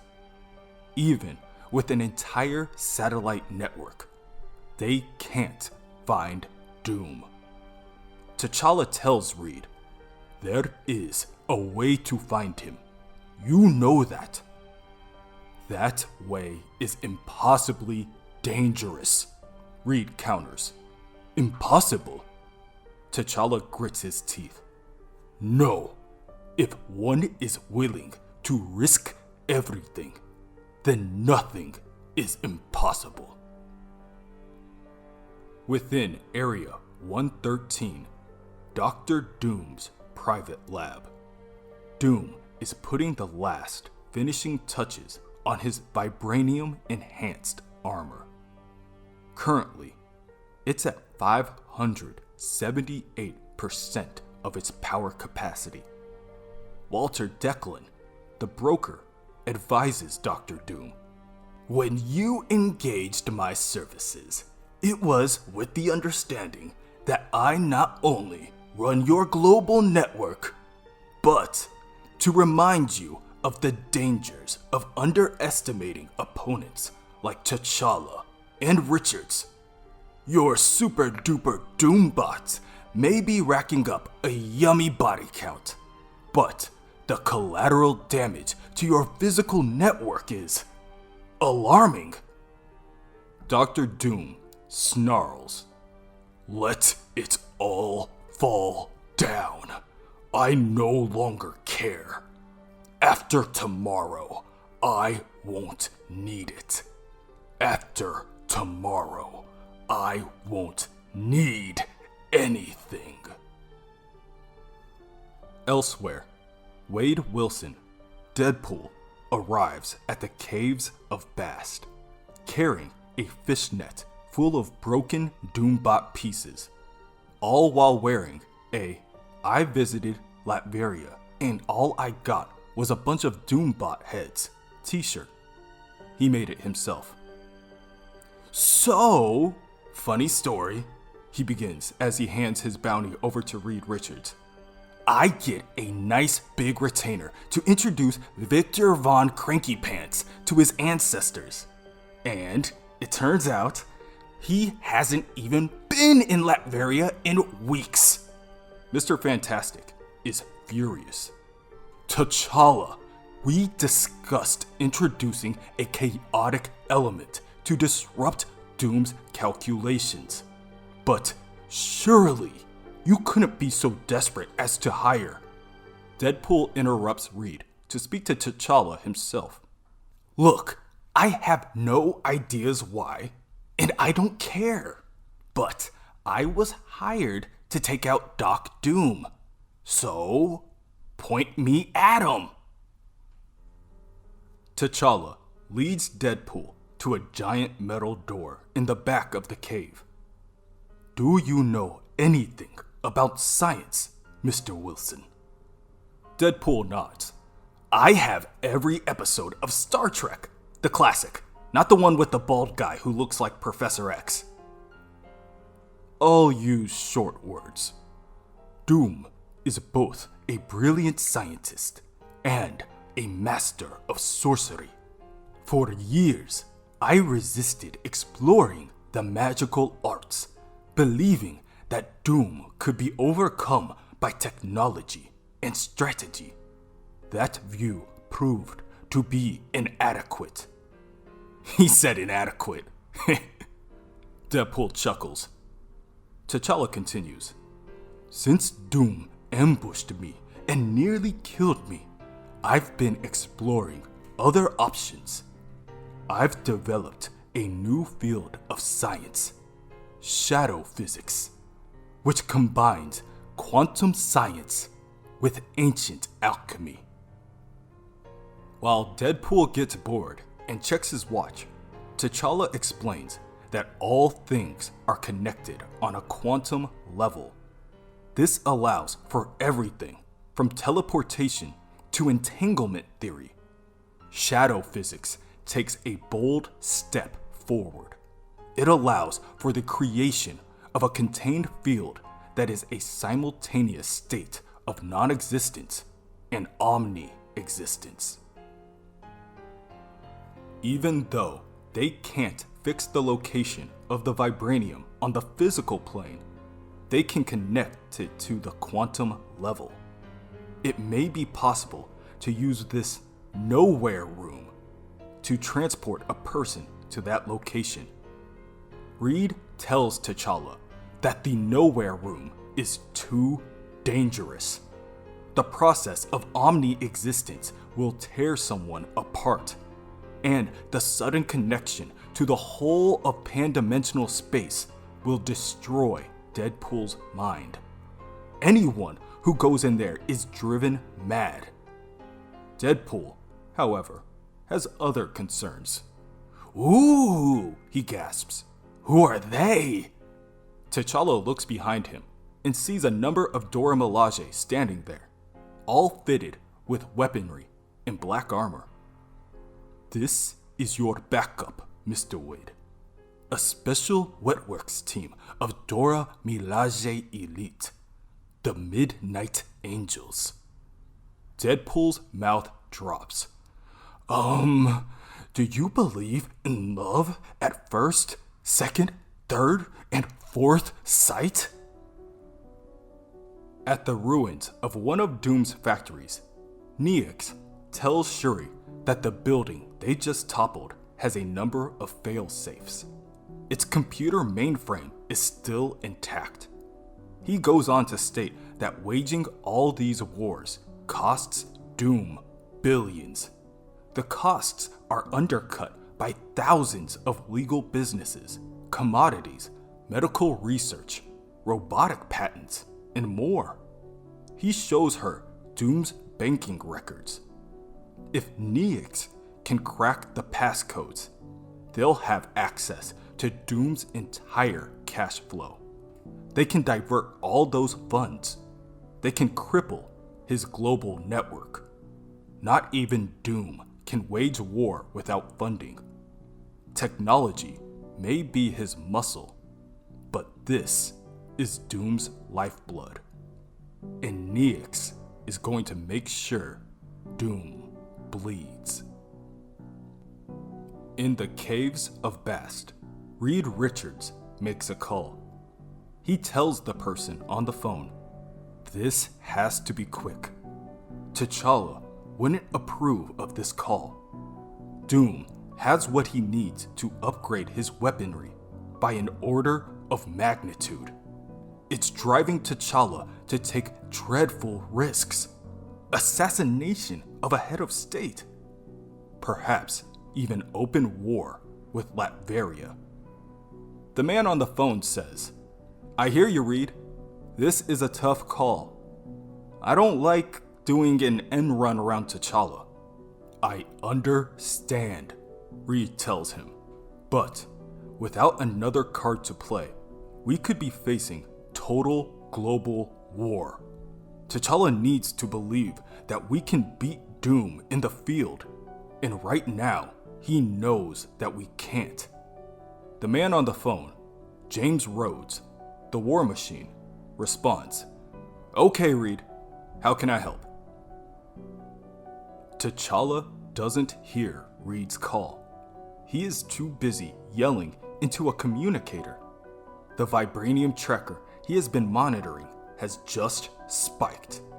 There's something else under the waters of Narayama, Japan, and it's coming Storm's way. Suddenly, a massive Doombot shoots out of the ocean. This one is more than 30 feet tall, with kraken-like tentacles and razor-sharp teeth. It roars and snatches the Dora Milaje out of the air and crushes them within its fists. Elsewhere, near the Palenque ruins in Mexico, the Thing, the Invisible Woman, and the Human Torch scan the area to pinpoint yet another collection of vibranium. However, the broker has hired a group of villains to protect the vibranium deposit. There is Roger Gawking, the Porcupine, Crusher Creel, the Absorbing Man, and the man made to be a Hulkbuster, Samuel John La Roquette, also known as Rock. Back with Storm's group, the giant vibranium-made monster is defeating one warrior after the next. The Dora Milaje are hitting the creature with everything they have, even with their new battlesuits at full power. And the creature just shrugs off the attacks. Storm has seen this technology before. The Doombots are upgrading while they're fighting. For Storm, it's like fighting the Sentinels all over again. Across the globe, Shuri's group of warriors aren't faring any better. They are being overrun by giant centipede-based Doombots. One Doombot tackles the Black Panther to the ground and bites down at her, attempting to rip the armor off her body. But, out of nowhere, help arrives. Within the caves of Bast, T'Challa and Mr. Fantastic equip Deadpool with a harness that, in theory, should help him retain his physical integrity while he passes through the Nowhere Room to wherever Doom has his main stores of vibranium. Sounds fun, Deadpool smirks. It won't be, T'Challa says flatly. Deadpool could just as easily explode every molecule in his body and the harness. Sounds less fun, Deadpool says. How much am I getting paid for this again? T'Challa hands Deadpool a device stating that it is a transponder and it will send a locator signal to the Midnight Angels who will be orbiting in a Quinjet. Locating the vibranium is half the battle. The other half is Doom. Let me see if I grok this. Me, bunch of hot chicks, gratuitous violence, big paycheck. Am I dreaming? Mr. Fantastic warns Deadpool. Wade, you don't understand the risks. You don't have to do this. Thanks, Reed, old chap. Thanks, Reed, old chap. But I have insanely hot chicks waiting for me to turn Doc Doom into spam in a can. That's history book stuff. I could get my own comic book out of this. T'Challa echoes Deadpool's sentiment. They don't have time to play it safe anymore. Doom has guessed their every move so far. But this next set of moves, he'll never see coming. Deadpool is their secret weapon. T'Challa closes the door to the Nowhere Room behind Deadpool, and suddenly, Wade Wilson is everything. He is consciousness incarnate. He is everywhere. He is the Silver Surfer. He is Galactus. He is Ego. He is the Brood. He is in the world of Marvel Zombies. He is the hero. He is the villain. He is just a pile of blood and intestines laying on the floor. He is nothing. He is unconscious. He is nowhere. Elsewhere, War Machine successfully turns the tide of battle for the Black Panther and the others. Suri, for one, is surprised. Her brother didn't tell her he was sending in War Machine for backup. Rhodey explains that it wasn't T'Challa who called him. The call came from a friend of the family. Suri catches Rhodey up on the events thus far. Doom has enough mystically charged vibranium to conquer the world 100 times over. At this point, it feels like she's drowning in the blood of her own people. Rhodey opens up a pouch and hands Suri a small device. This might help. It's a Stark Technology cyclical repulsor power cell. Long story short, it masks your power signature while providing random frequency modulation. I'm not the physicist in the family, she tells him. Me either. I just know that with these gizmos, you and those Amazons of yours will have a fighting chance. Want to take it for a test drive?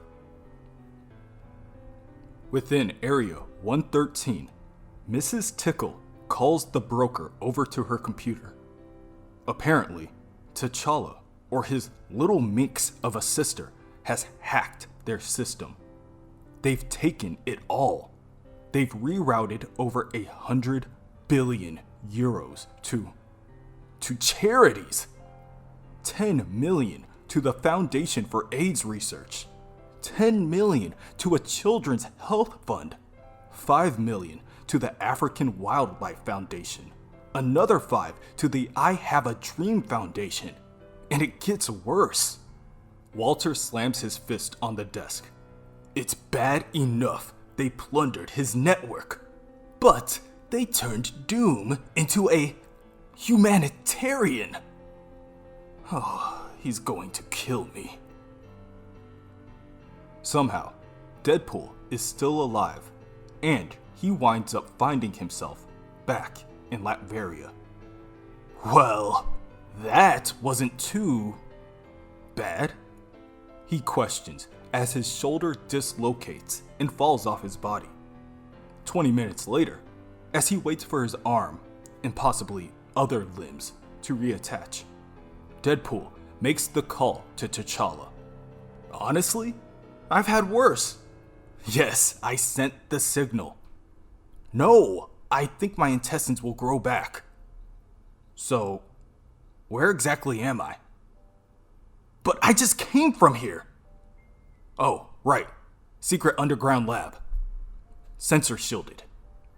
Jeez, I'm about one white cat away from a James Bond movie.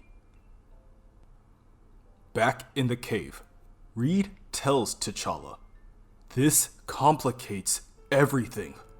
The sensor shielding prevents us from proving that Doom took the vibranium to Latveria. We have nothing that is actionable in World Court. To invade Latveria without substantive proof would be an act of war." T'Challa growls back, "I don't care about proving it, Reed. This has gone too far to play politics. Doom humiliated me, murdered my people, and now threatens the whole world. If war is the only answer, then we will shatter the pillars of heaven. There is nothing I would not do to stop him." Within Castle Doom, Deadpool continues to wait for his body to repair itself. However, when he hears the sound of heavy metal footsteps approaching him, he already knows what to expect. Guys? He says, attempting to get Reed and T'Challa to stop arguing for a second. "I think we might have a bit of a problem." Before Deadpool can say another word, Dr. Doom arrives. He lifts Deadpool up by his skull with one hand, and, with the flick of a wrist, breaks Deadpool's neck.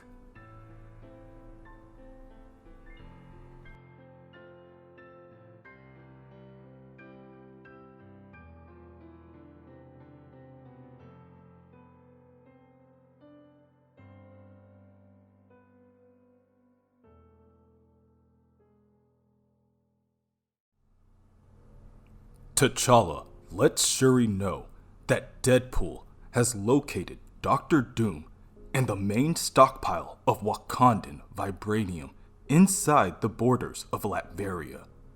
However, Doom's attack jammers make it impossible to prove it. Shuri warns T'Challa that a direct attack against Latveria will start a war, and they'll look like the aggressors. Everyone will align against them. But T'Challa has taken care of that. He has sent in the Midnight Angels. Shuri becomes livid. T'Challa does not have the authority, and she never authorized the Midnight Angel intervention. T'Challa simply tells his sister that he did what he had to do.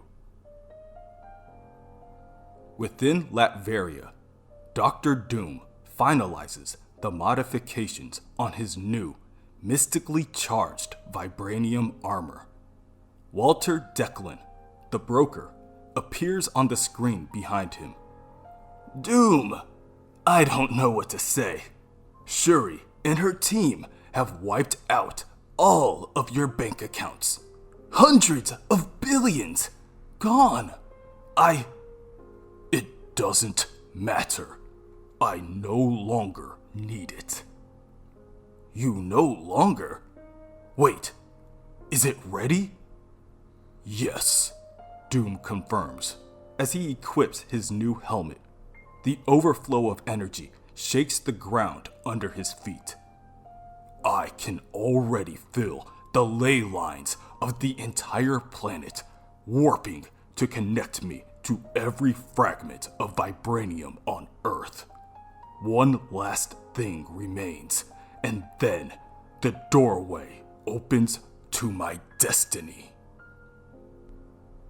Deadpool, who has a hidden camera on him, lays on the ground of the laboratory in a pool of his own blood. He broadcasts everything he can to T'Challa and the others. What is that? Suri asks. Doom, T'Challa tells her, and never has the name been more apt. He is way ahead of our worst case scenario timetable. Then we're wasting time fighting him in the field, T'Challa. We need to kill the black-hearted bastard. All teams report. The first to check in is the Invisible Woman.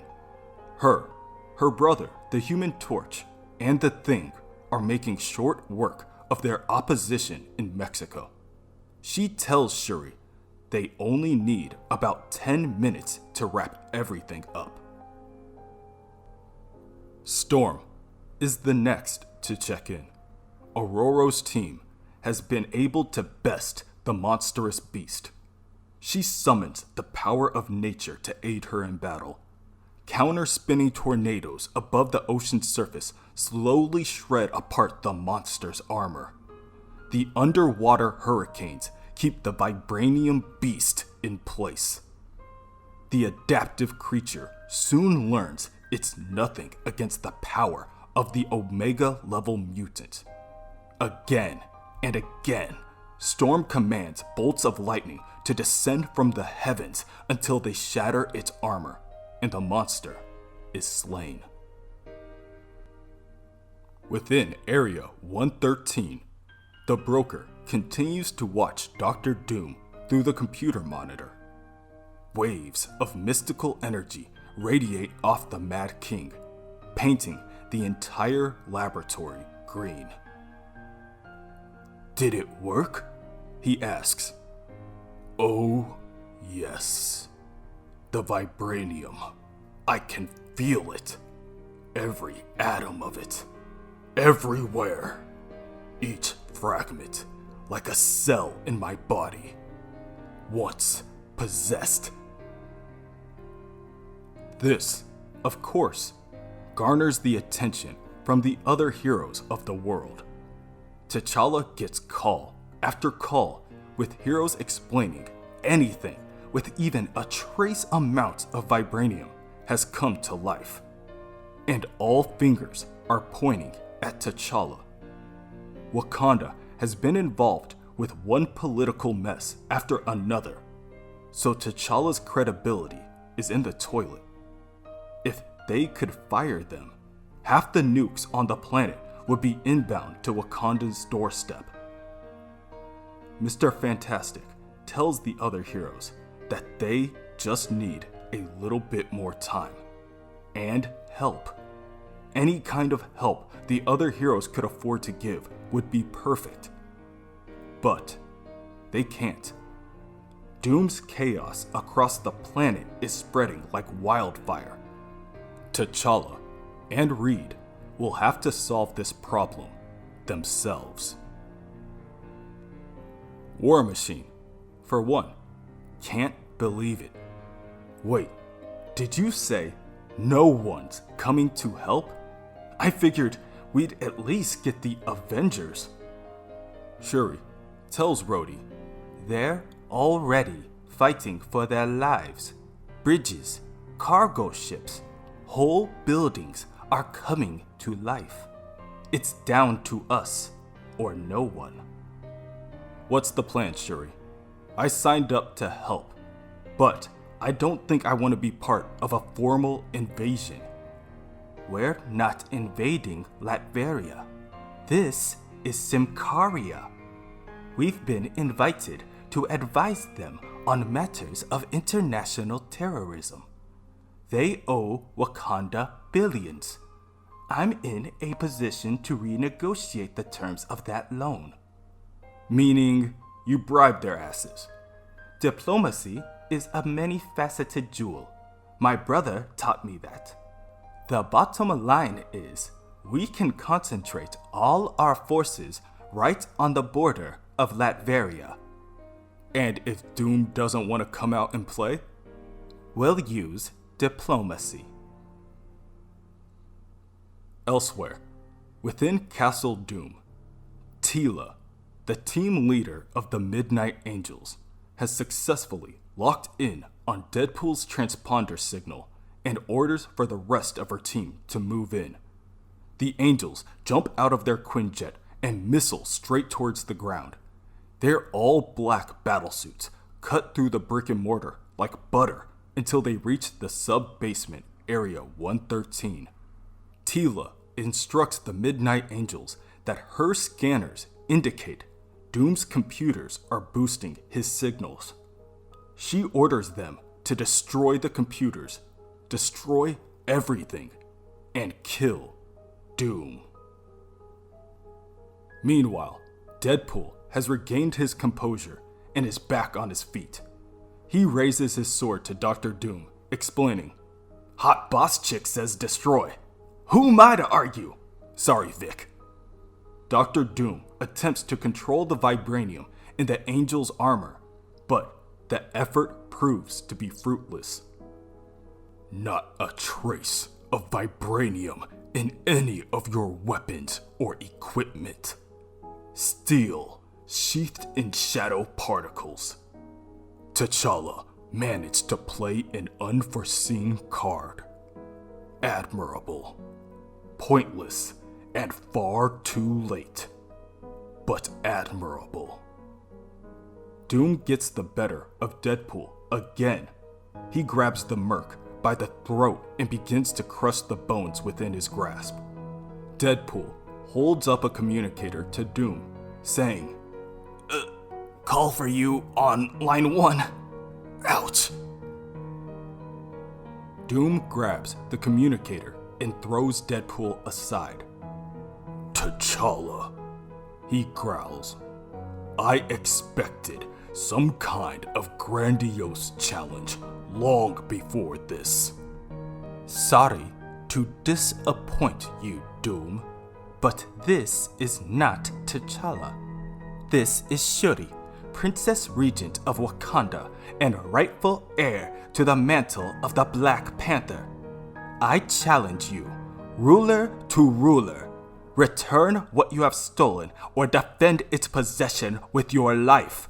Stop hiding behind deceit and traitors, behind plots and lies. Come out and fight. The broker advises Doom not to take the bait. It's clearly a trap. "Of course it is," Doom scowls. "But one set by rabbits to catch a tiger. I am weary of games. It is time to clear the board." Doom arrives at the border of Symkaria with a fleet of modified Doombots and waits for the heroes to make their first move. T'Challa steps forward and tells Doom, "You are one of the greatest minds on the planet, Victor. You treat your own people with a degree of kindness, and yet you constantly bring harm to the rest of the world. Moreover, you've attacked my people. You've murdered my uncle and my friends. I have every reason to want to see you dead. But I ask you, in the name of peace and sanity, to stand down." "Peace and sanity," Doom scoffs. "Curious words from someone who spilled a river of blood in your time.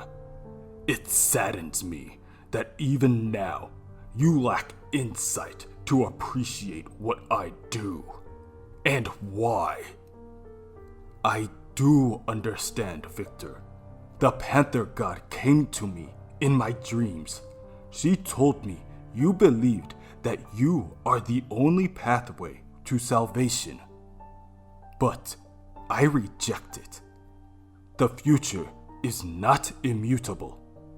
I reject any future in which you sit in judgment over my people. Not just Wakandans, but all people. We will find another future, and we will start that search here, now. Doom's eyes glow green. So be it. Let's end this. Kill them all! At that moment, hundreds of Doombots flood past Dr. Doom, and all the heroes leap into battle. Deadpool and the Black Panther go back to back, covering each other's blind spots as they slice down one bot after another. The Thing grabs onto a Doombot by the leg and swings it around like a hammer in order to create space. War Machine unloads his heavy artillery. His repulsors and shoulder-mounted turret guns pierce holes through every enemy in his way. But there are still too many. Storm tells everyone to focus their attacks on the Doombots' joints. That's where they are weakest. The Dora Milaje try as they might, but their weapons are proving to be useless. Vibranium weapons are no good in this battle. However, the Midnight Angels' weapons bite deep. Their blades are coated with shadow particles and not only pierce the Doombots' armor, but are easily able to sever the robot's limbs completely. Meanwhile, the mystically enhanced T'Challa and the mystically enhanced Dr. Doom go blow for blow. Damn it, Victor. You should have stopped while you could. T'Challa grunts as he lands a precise strike and then follows up with a flurry of punches. Doom regains his composure and throws T'Challa off of him. You are stronger than you were, T'Challa, but you do not learn. I have won this war. I have earned the right to the vibranium just as you have lost it. You've squandered it, hoarded it, taken it for granted. You peddled it in fragments and yet boast of its benefits. At least I have purpose for it. A nobler and more generous purpose than any that have come from Wakanda in 10,000 years. For 10,000 years, your culture has been defined by it. Your history, your pride, your technology, even your honor depends on it. A metal rock that fell from space. You don't even know what you'd be without it. Doom picks up T'Challa and throws him into the dirt. Still, T'Challa thanks him. Doom is right. He's right about many things. About T'Challa. About his country. Wakanda has allowed themselves to be corrupted, weakened by the very thing that gives them their strength. Like an arm withering behind a shield. But no more. T'Challa pulls a small device out of his pocket and holds it up for Doom to see. Doom may have crippled him, but he's back, standing stronger than ever. Honor does not come from a thing. Honor comes from within, from courage, and from the strength to make hard choices. T'Challa doesn't know what his future is, or what will become of his country. But he does know that Wakanda will find its courage, and it, too, will rise to stand tall and more powerful than before. And they will do it with honor. "What is this?" Doom asks. "What are you talking about?" "When I press this trigger, a signal will go out that will connect all the processed Wakandan vibranium. All of it, Victor. Just as you are connected to it now. Shadow physics combines alchemy with quantum science. Your own armor is the power source I needed to do what has to be done." T'Challa presses down on the device, and in an instant, a bolt of red energy pierces through Doom. It incapacitates him for a moment as he reels back from the unexpected shock and pain. The attack subsides, and Doom just stands there, huffing in rage. T'Challa tells him it's gone. All of the processed Wakandan vibranium has now been transformed into a useless and inert form. Mr. Fantastic is the first to ask, "T'Challa, what have you done? That was the bulk of the pure vibranium left in Wakanda. The meteor is almost mined out. You won't be able to process enough to run your military. Your economy depends on what Doom stole." Dr. Doom is in disbelief. He calls T'Challa insane. "You've destroyed your own people." No, Shuri stands forward. he's saved them. She gives Storm the signal, and the weather goddess raises her hand and conjures a lightning storm before summoning dozens of bolts of lightning that wipes out all of the remaining Doombots in one attack. Doom falls to his knees in defeat. Shuri slowly approaches the Mad King, holding a Wakandan flag. She spikes it into the ground. Shuri wants to kill Doom more than she's ever wanted anything else in her entire life. But that is the action of a savage, and she is the ruler of a sovereign nation. A nation that does not wage illegal wars. The war ends here, Doom. But be warned, if you lift a hand again, or put one polluted foot on our soil, then I will hunt you to the ends of the earth and kill you. And now you know that I can do it. Me, my brother, his wife, and our friends.